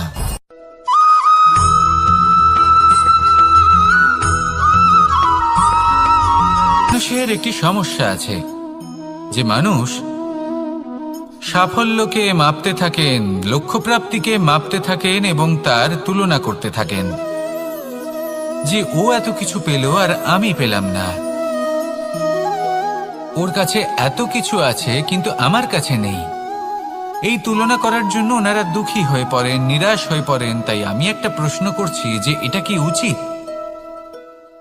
এই সংসারে আপনি কি নিয়ে তুলনা করবেন, যেখানে সূর্যদেব চন্দ্রমা দুজনেই আছেন, দুজনেই হলেন বিশেষ, দুজনেই নিজ নিজ সময়ে উদিত হন।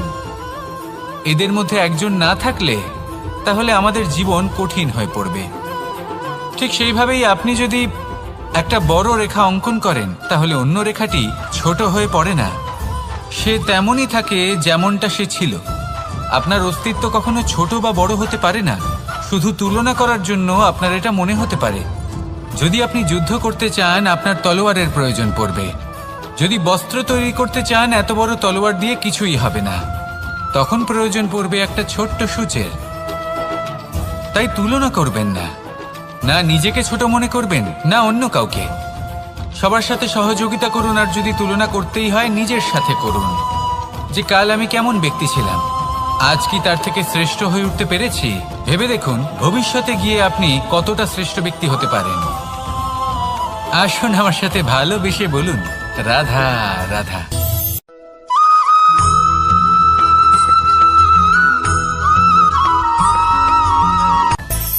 মানুষের মধ্যে একটা বিচিত্র প্রবৃত্তি থাকে অন্য সকলের বিষয়ে, তাদের জীবনের বিষয়ে, তাদের ব্যক্তিত্বের বিষয়ে, তাদের ভবিষ্যতের বিষয়ে অনুমান করা। এটা হলো অনুচিত। কারোর অতীতকালকে দেখে লোকে ভবিষ্যৎ বলে দিতে পারেন, বর্তমানকে দেখে ভবিষ্যতের বিষয়ে অনুমান করে ফেলেন। উদাহরণ দিতে হলে বলবো কোনো দাসকে দেখুন, ওকে দেখে লোকে বলে যে ওর ভবিষ্যৎ সেটাই হতে পারে, অনুমান করে ফেলেন। আর এই রাজাকে দেখুন, উনি তো কত সুখী হবেন, উনি তো জগতের সব থেকে অধিক সুখী মানুষ, কত সুখ সুবিধা আছে ওনার কাছে, ধারণা করে ফেলেন। তবে সত্য তো এটাই যে কারোর ব্যক্তিত্বের বিষয়ে, তাদের ভবিষ্যতের বিষয়ে আপনি পূর্ণ সত্য কখনোই বলতে পারবেন না, শুধু অনুমান করতে পারবেন। আর এই অনুমান করে সত্যি কোনো লাভ হয় না, কারণ এই কাল সেটা হলো অত্যন্ত শক্তিশালী। কালো থেকে কালোতর কয়লাকেও হিরেতে পরিণত করতে পারে, অনেক বড় বড় রাজাকেও বিদূষক বানিয়ে ফেলতে পারে এক মুহূর্তেই। তাহলে আপনি অনুমান করে কি লাভ? কি পেলেন অনুমান করে? সেই জন্য কারোর বিষয়ে কোনো অনুমান করবেন না, তার ভবিষ্যতের বিষয়ে অনুমান করতে যাবেন না, কারোর বিষয়ে কোনো ধারণা করে নেবেন না। কিছু করতে হলে ভালোবাসুন, সবার মধ্যে ভালোবাসা ছড়ান, সবার মধ্যে ধন্যাত্মক ভাব ছড়ান। এই মন প্রসন্ন হয়ে বলবে রাধা রাধা।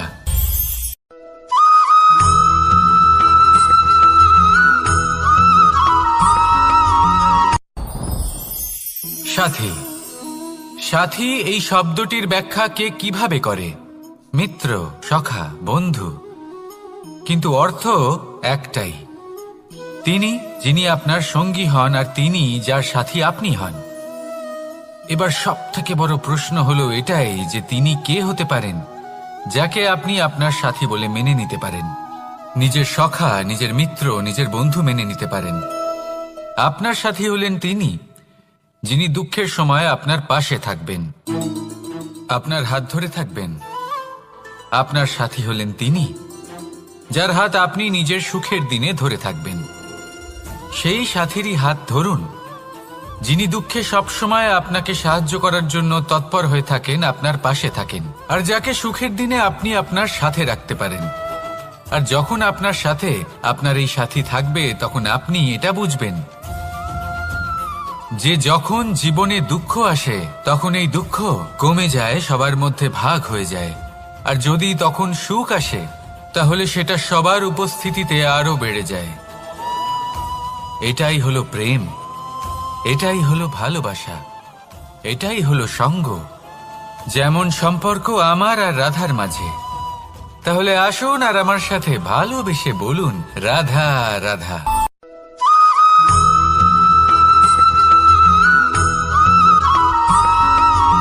আমাদের শরীর প্রকৃতির সর্বশ্রেষ্ঠ রচনা। যে অঙ্গ প্রত্যঙ্গ আমরা লাভ করেছি প্রত্যেকটির মধ্যে একটি নিজস্ব বার্তা রয়েছে। একটু ভেবে দেখুন, দুটি চোখ দিয়েছে দেখার জন্য, দুটি কান দিয়েছে শোনার জন্য, নাসিকাও আছে দুটি, দুটি হাত দিয়েছে দ্বিগুণ পরিশ্রম করার জন্য। কিন্তু জীব শুধুমাত্র একটি। তার উপরেও তীক্ষ্ণ বলিষ্ঠ দাঁত দিয়েছে তার রক্ষার জন্য। কখনো ভেবে দেখেছেন কেন?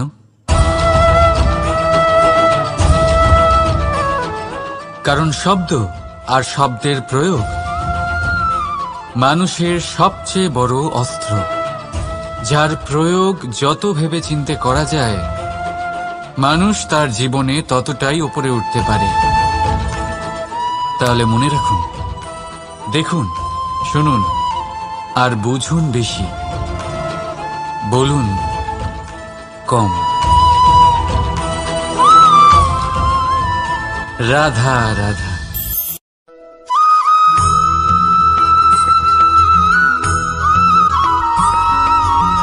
এই সংসারে সব থেকে বড় ব্যক্তি কে?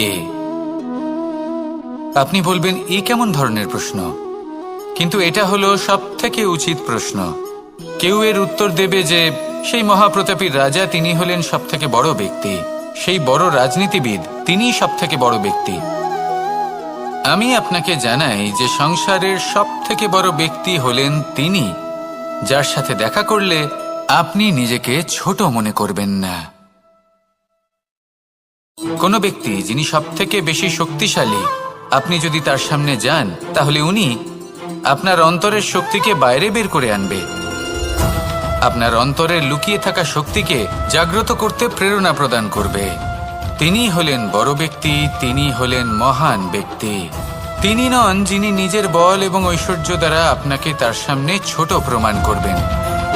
এবং সেই জন্য মহাদেব আমার আরাধ্য হলেন আমার খুব প্রিয়। কারণ রাজা হোক বা ফকির, কেউ যদি ওনার সামনে যান তাহলে সে নিজেকে ছোট মনে করেন না। আপনিও যদি জীবনে অনেক বড় হতে চান তাহলে কাউকে কখনো নিজেকে ছোট মনে করতে দেবেন না। তার অন্তরে বড় হয়ে ওঠার প্রেরণা প্রদান করুন। আসুন আমার সাথে ভালোবেসে বলুন, রাধা রাধা।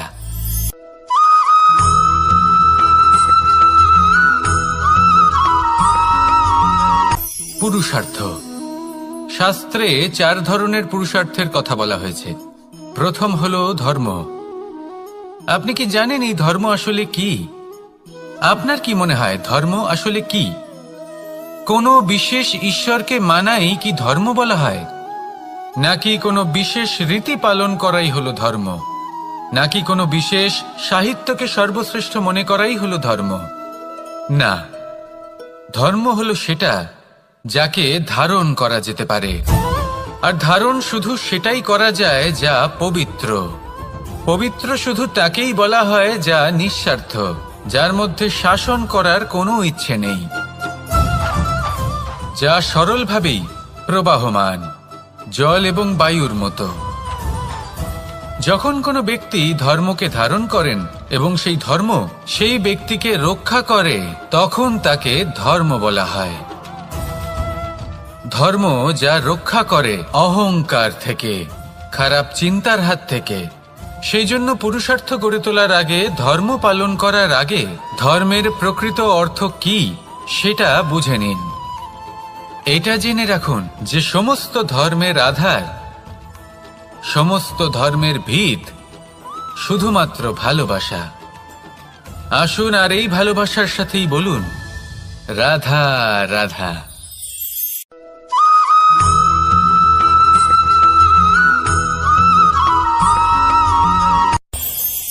এই সংসারে আমরা প্রকাশ কোথা থেকে পাই? এর উত্তর বড়ই সরল। ভোরে যখন সূর্যোদয় হয় তখন প্রকাশের কিরণ আমাদের ঘরে এসে পৌঁছয়। এইভাবেই আমরা প্রকাশ লাভ করি। এবার এই প্রকাশের আলোতেই আমরা সারাদিনের কাজ সম্পন্ন করি। সন্ধে হয়ে যায়, সূর্যাস্তও হয়ে যায়। আর আমাদের ঘর যাতে অন্ধকার না হয় তার জন্য আমরা একটা প্রদীপ প্রজ্বলিত করি। এটাই ঘটে আমাদের জীবনেও। এবার প্রবাহমান আয়ুর সাথে আমরা আমাদের অন্তরে যদি একটা প্রদীপ প্রজ্বলিত করে নিই তাহলে বিষয়টাই অন্যরকম হবে। এবার আপনি বলবেন কোন প্রকাশের কথা বলছি যা আমাদের অন্তরে জাগ্রত করা সম্ভব? আমাদের আত্মার মাঝে প্রেমের প্রকাশ জাগ্রত করার কথা বলছি। কারণ আমাদের এই জীবন এও হলো দিনের আলোর মতো। আজ প্রকাশ আছে, কিন্তু কোনোদিন অবশ্যই অস্ত হবে। কিন্তু অস্ত হবার আগে যদি আমরা আমাদের আত্মার মাঝে প্রেমের এই প্রকাশ উজ্জ্বলিত করে নিই তাহলে আমাদের সন্ধ্যাকালও আমরা আনন্দে এবং প্রেমে যাপন করব। তাহলে আসুন আর আমার সাথে ভালোবেসে বলুন, রাধা রাধা।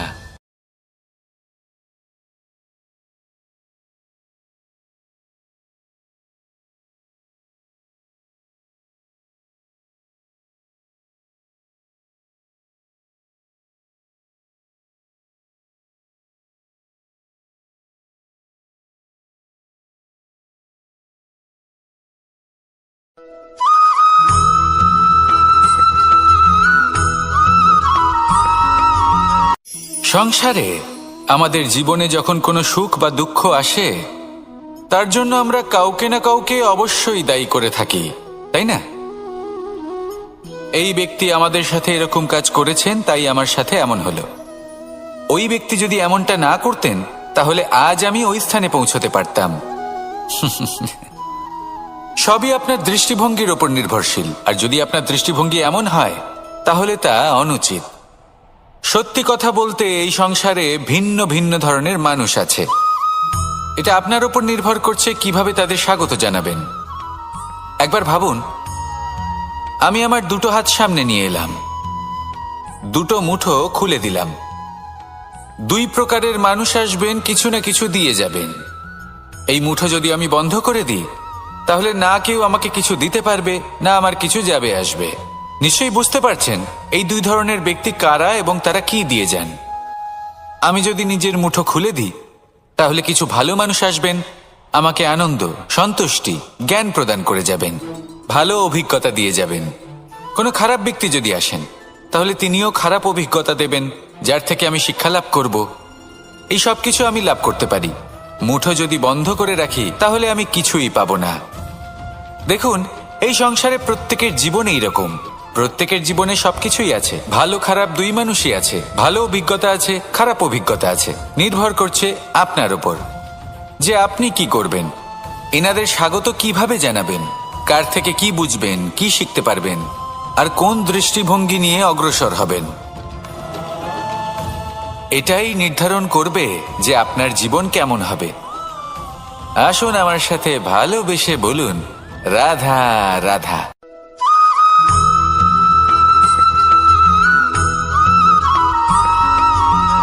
ভালো, শুধু ওনাদের কঠোর ব্যবহার দেখলে আমরা একটু ভয় পেয়ে যাই। এবার ওনাদের এই কঠোর ব্যবহার আমাদের ভালো না লাগলেও অত্যন্ত আবশ্যক। কারণ মাতার থেকে আমরা যে শক্তি লাভ করি তা যেন নিয়ন্ত্রণ হারিয়ে বিধ্বংসী না হয়ে ওঠে। আমরা যেন কোনো কুপথে না চলে যাই, আমরা কখনো যেন দোষ না করে ফেলি। শুধু সেই জন্য পিতা এবং গুরু একটু কঠোর হয়ে ওঠেন এবং ওনাদের এই কঠোর আচরণ ভবিষ্যতে গিয়ে আমরা অবশ্যই বুঝতে পারি। জীবনে কিছু বছর আমরা এগিয়ে যাই আর তারপর আমরা বুঝতে পারি যে বাবা এবং গুরু আমাদের যথেষ্ট ভালোবাসতেন, কিন্তু ওনাদের ভালোবাসার বহিঃপ্রকাশ আলাদা। প্রয়োজনীয় হলো এটা দেখার, এটা বোঝার যে শুরু থেকে আমাদের প্রতি ওনাদের আচরণ কেমন ছিল। ওনাদের কঠোর হওয়ার পেছনে ওনাদের ভালোবাসাটা বোঝার চেষ্টা করুন, ওনাদের চিন্তাটা বোঝার চেষ্টা করুন, ওনাদের পথপ্রদর্শনের আড়ালে আপনার ভবিষ্যতের জন্য যে পরিকল্পনা ওনারা করেছেন সেটা বোঝার চেষ্টা করুন। তখন আপনারা বুঝতে পারবেন ওনাদের ভালোবাসাকে। আপনার মনের মধ্যে আপনা থেকেই ওনাদের প্রতি সম্মান জেগে উঠবে। নিজের পিতা এবং নিজের গুরু এই দুজনের প্রতি কৃতজ্ঞতা প্রকাশ করুন আর আমার সাথে ভালোবেসে বলুন, রাধা রাধা।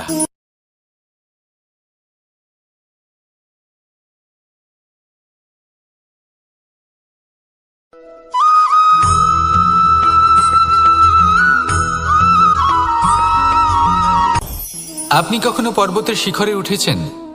আপনি দেখতে পাবেন পর্বতের পদতলে প্রচুর সুন্দর ফুল রয়েছে, সবুজ বনানী রয়েছে। যত আপনি ওপরে উঠতে থাকবেন তত ফুল কমতে থাকবে, সবুজ বনানী কমতে থাকবে। আরো কিছুটা ওপরে উঠলে কাঁটা জাতীয় গাছ দেখতে পাবেন, শুকনো গাছ দেখতে পাবেন। আরো যদি ওপরে ওঠেন তাহলে পাষাণ দেখতে পাবেন। আরো ওপরে উঠলে হিমখণ্ড দেখতে পাবেন। এই যে পর্বত, তা মনুষ্য জীবনের সবথেকে উত্তম উদাহরণ। মানুষ যখন সাফল্যের শিখরে পৌঁছতে চান, মহানুভবতার শিখরে পৌঁছতে চান, পথে যত আস্তে আস্তে উপরে উঠতে থাকেন ততই ভৌতিক বস্তু তার থেকে বিচ্ছিন্ন হতে থাকে। যদি তিনি সেই ভৌতিক বস্তুগুলি ত্যাগ না করতে পারেন তাহলে কখনোই সেই স্থানে পৌঁছতে পারবেন না। আর মানুষ যদি উচিত ত্যাগ করতে পারেন, পথে অগ্রসর হতে থাকেন, এগোতে থাকেন, তাহলে একদিন না একদিন তিনি মহানুভবতার, জ্ঞানের, সাফল্যের হিমের স্বাদ অবশ্যই লাভ করবেন। মনে রাখবেন, মানব জীবনের ত্যাগ হলো অত্যন্ত গুরুত্বপূর্ণ অংশ। আসুন আমার সাথে ভালোবেসে বলুন, রাধা রাধা।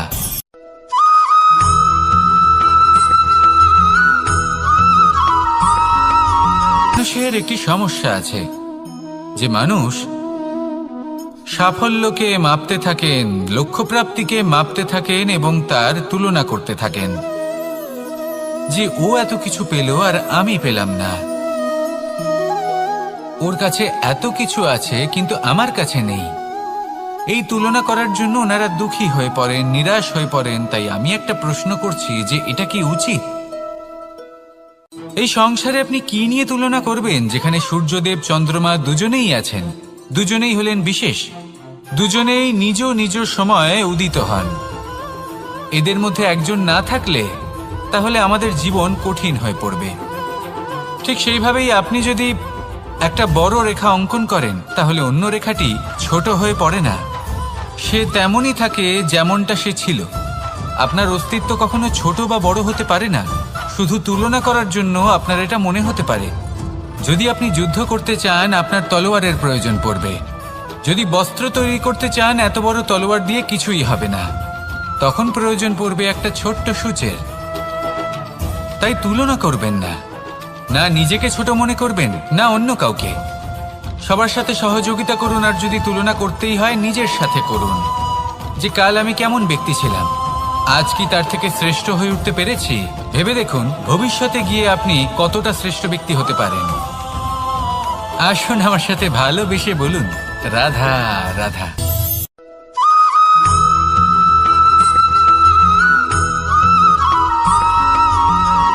জীবন কিসের উপর নির্ভরশীল?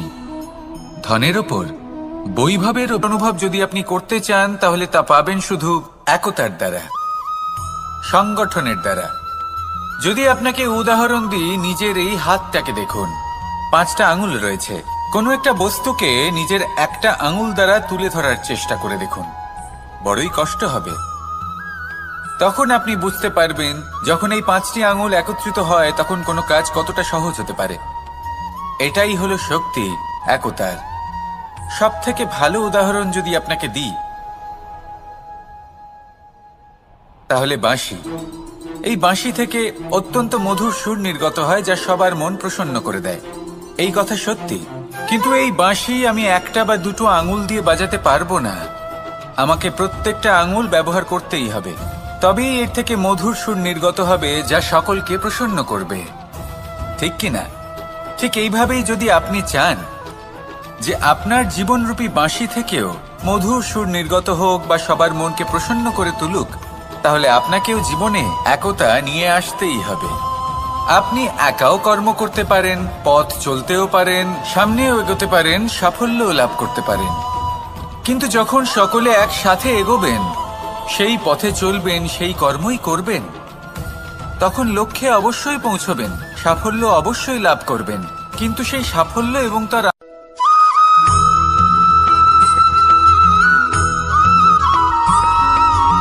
কখনো কখনো আমরা ভাবি যে কোনো ব্যক্তি যিনি ধর্মের পথে চলেছেন, যদি তার দ্বারা কোনো ভুল হয়ে থাকে তাহলে নিয়তি তাকে সেই মুহূর্তেই কঠোর শাস্তি দেন।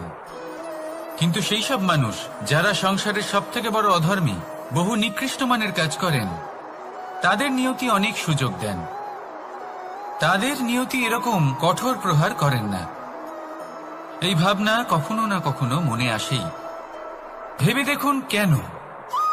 আসলে জীবনকে বেশিরভাগ মানুষ একভাবেই দেখে থাকেন, বিভিন্ন স্তরে একে দেখা উচিত। এবার আপনি বলুন, এই সংসারে কোনো অধর্মী কখনো প্রেরণার উৎস হতে পারেন? কখনোই নয়। যে মানুষ নিজের আত্মাকে মলিন করে ফেলেছেন, তিনি এই সংসারকে কিভাবে প্রেরণা যোগাবেন? উনি নিজেই বুঝতে পারেন না কোনটা করা উচিত, ধর্ম কোনটা। তাই নিয়তি তাকে একটা সুযোগ দেন, এটা বোঝার সুযোগ দেন যে কোনটা উচিত, কোনটা ধর্ম। সুযোগ দেন নিজের বিবেক জাগিয়ে তোলার, তাকে সুযোগ দেন নিজের অন্তরাত্মার ডাক শোনার। যখন তাতেও কাজ হয় না, তখন নিয়তির কাছে একটাই পথ বাকি থাকে, আর তা হল মহাবিনাশ। মহাবিনাশ হয়তো দেরিতেই আসতে পারে, কিন্তু তা অবশ্যই আসবে। আর যখন মহাবিনাশ আসে, তখন মহাবিনাশের যন্ত্রণা সমগ্র মানব জীবনের যন্ত্রণার থেকে অনেক বেশি হয়। এই কথাটা সবসময় মনে রাখবেন। আর অন্যদিকে যে মানুষ ধর্মের পথে চলছেন, তার দ্বারা যদি কোনো ভুল হয়ে থাকে, তখন নিয়তি তার পরীক্ষা নেন। কিছুক্ষণের জন্য মানুষের মনে হতে পারে নিয়তি তাকে কঠোর শাস্তি দিয়েছেন।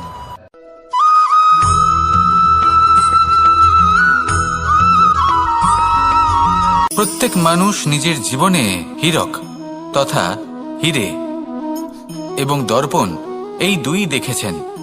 এই দুই হলো সাদা এবং এরা দুজনেই আলোর প্রতিফলন ঘটায় এবং এরা দুজনেই উজ্জ্বল হয়ে ওঠে। আপনি হয়তো মনে মনে ভাবছেন যে এটা কি ধরনের তুলনা করছি। একটা হিরে তো রত্ন, তার মূল্য দর্পণের থেকে অনেক গুণ বেশি। কিন্তু হিরে থাকাতে দর্পণের মূল্য কিন্তু কোনো অংশে কমে যায় না, তাই না? মানুষ যখন হিরে নিজের হাতে নেয়, তখন সবার আগে কি খোঁজে?